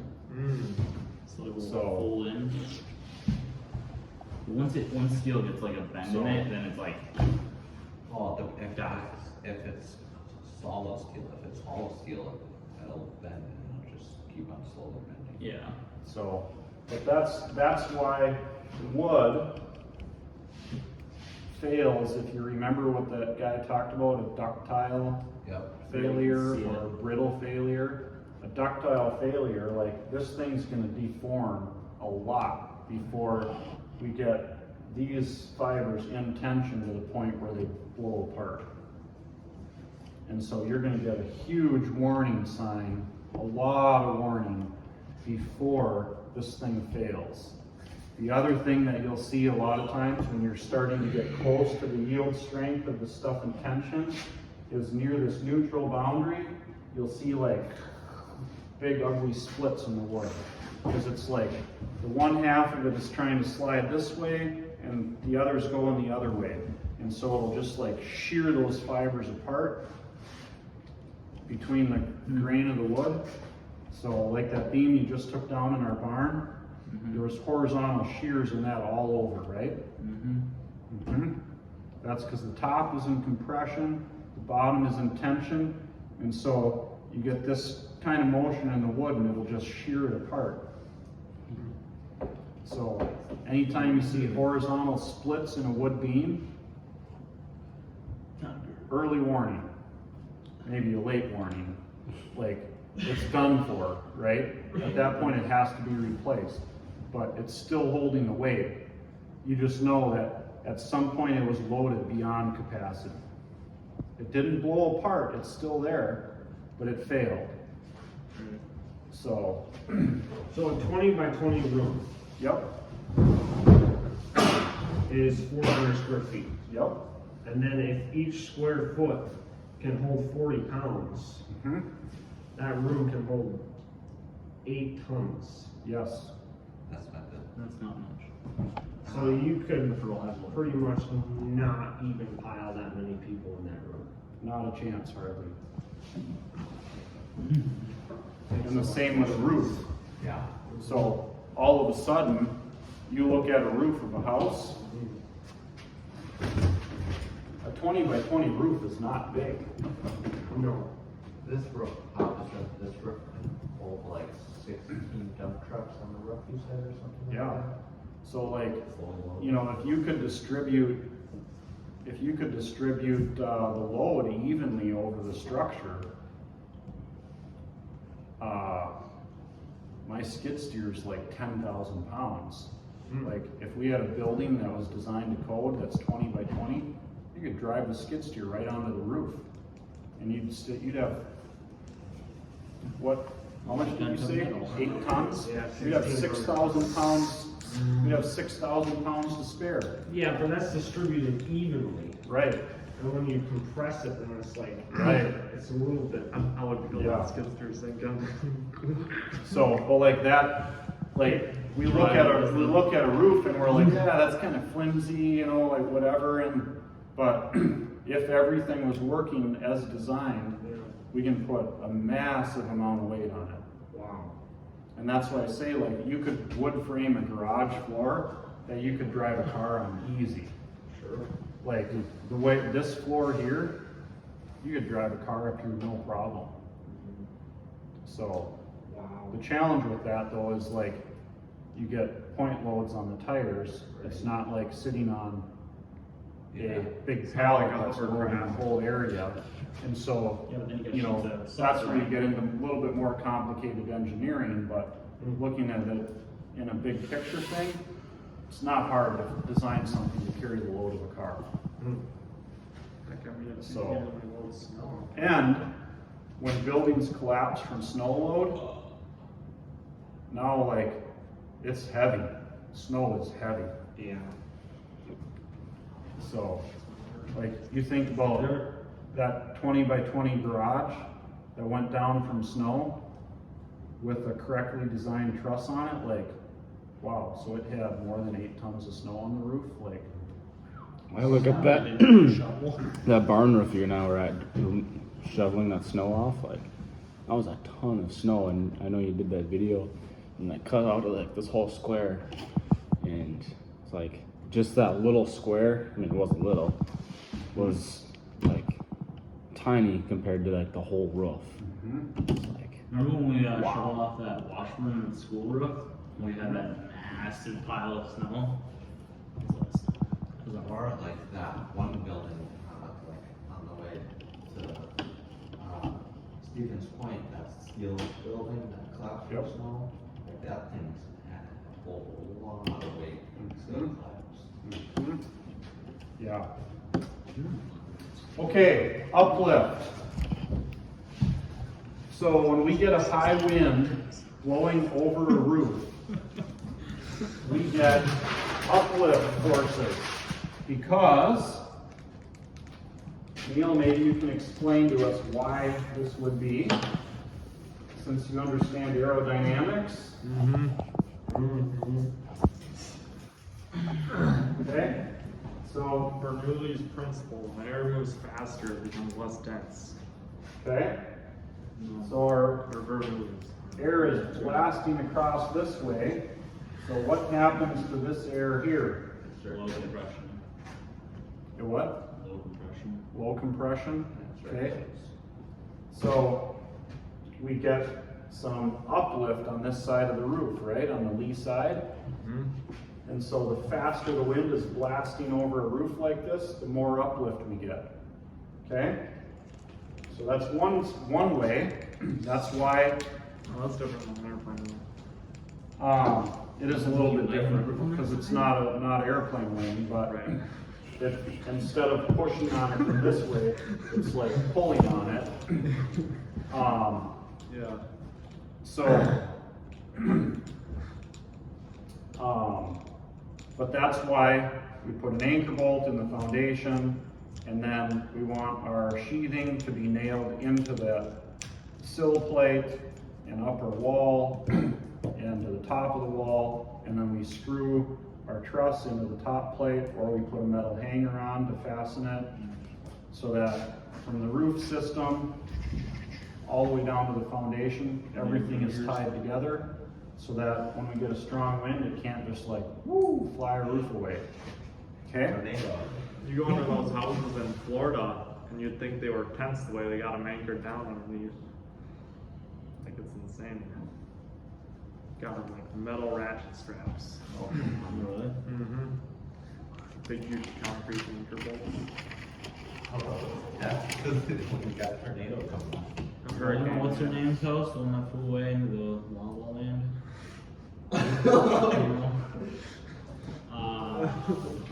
combined. Talking about the Wizard of Oz. Oh yeah, that was. I also had some. Okay, here's a little video, guys.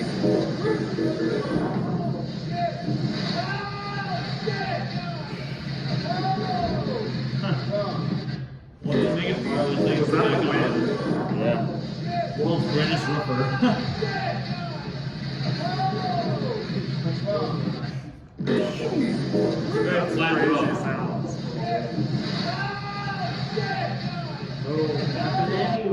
Okay? That's uplift. Yeah. Well, And that may have been holes in the house where the wind itself just like Yeah. pressurized the house and blew it right off. because it looked like it was blowing not Go back like and that neighborhood Right. was blowing Right. toward the,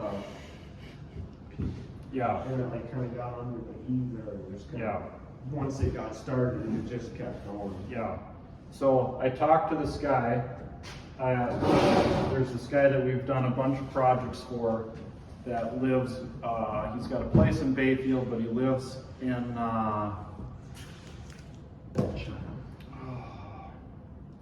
I think St. Thomas, one of the islands in the Caribbean. Wow, that's cool. Anyways, he's a builder down there. And he said all his life they built everything to the Miami-Dade standards, which is 160 mile an hour wind. Like he said, everything was designed for that. So like 6 years ago, they had a hurricane come through. I don't remember which one it was. But he said it wiped out virtually every house on the island. And he said they had videos of a bunch of them. And he's like, you know, they had over higher than 160 mile an hour winds. And he said the houses did just fine until storm shutter failed over a window or a door. And he's like, he said he had the videos of the one house and he says everything was intact and beautiful. And he's like, one window failed and he said in less than a second the roof was gone. Wow. He said it was like, you could see on the video and he's like, the window fails and boom. So he said now he has then he had, I think he's retired now, but he was telling me then he had an engineer in Texas and he said they were designing for 200 mile an hour winds. And he said everything is built now. He said they have a steel frame bolted down to the concrete and the steel goes up and it's welded into the roof members. Wow. And he's like, the whole thing is welded together and bolted to the concrete. So he's like, so we should never have a roof blow off ever So again. next time the window breaks, the whole floor's coming out with it. So, It's with the slab. Technically, all they would have to do is have better windows that could withstand it. true. And then they Yeah. don't have the problem. But technically, But I mean, big things those hitting windows winds- usually breaks. Weird things happen. You can drive Very- straw yeah. in the metal. Yeah, so I don't know if I put, let's Guys, see. storm So I looked up, shelter window thing hits you. I looked up, let me see if I can find it. 160 mile an hour winds, guy stands still on the motorcycle. It doesn't even make any sense. No, it's parked, but he just was standing the wind. Oh, yeah, okay.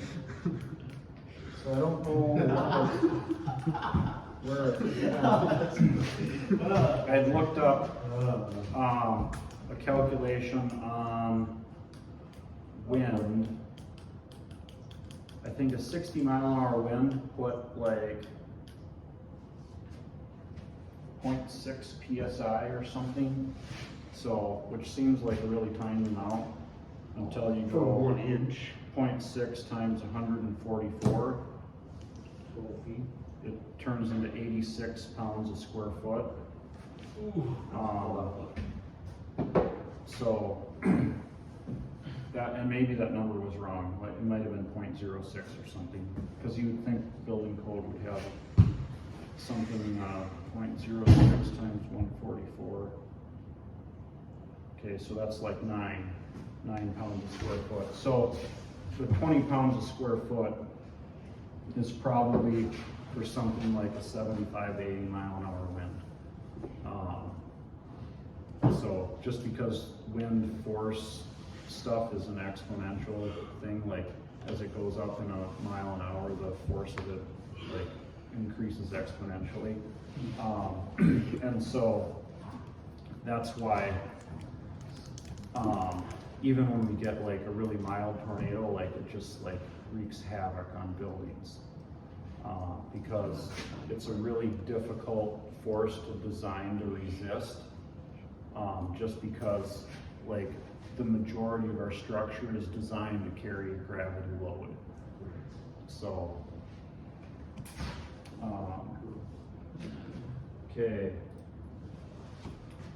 okay, so how do we put it all together?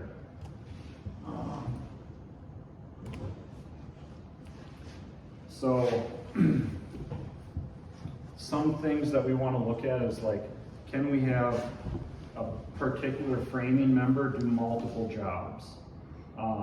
So like our primary structural stuff is resisting gravity loads. So that's nice because then it's really easy to plan for uplift because all we have to do is tie those vertical members together in a way that resists the vertical force going up, because we already have stuff in there to resist the vertical force coming down, so we just have to tie them together to resist the uplift. And we don't have to add anything else to the structure. Wind bracing is stuff that we have to put in to resist the racking, so our building doesn't tip over. Like, so racking, like we put enough load this way and it'll cause this whole thing to like go like that. You know, and as soon as we hit a certain point, we get enough bending in our nails and everything, and the whole thing just falls down. So that's why our bracing to resist racking is so important. Is that why we put all those steel things on the walls? Yep. So the thing with those steel wind brace straps, they're like a little metal T-shaped piece that we cut into a slot, and so because they're light gauge, they do not perform well in compression. They'll just deflect. But they're great in tension. So we need to have something like that, but that's not enough because that only resists force going this way. We need to have one going the other way. So we need them both ways on a wall so that it can resist loads in both directions, because they only work in tension.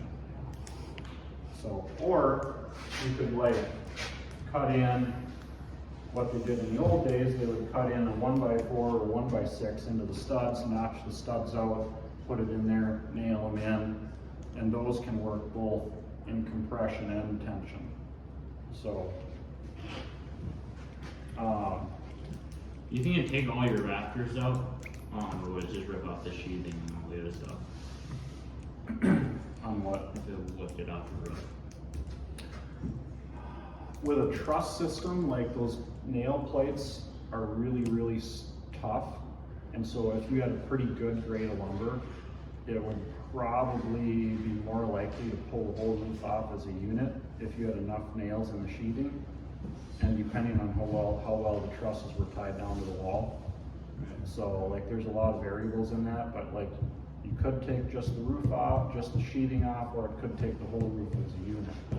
So I know a sales rep from Edco Shingles told me that they did a place in Miami and a hurricane came through, and he said all the shingles stayed on, all the sheathing stayed on, and he said it took the whole entire roof off as a unit and launched it out into the Atlantic Ocean somewhere. So he's like, somewhere out there, there's a beautiful roof with brand new Edco shingles on it.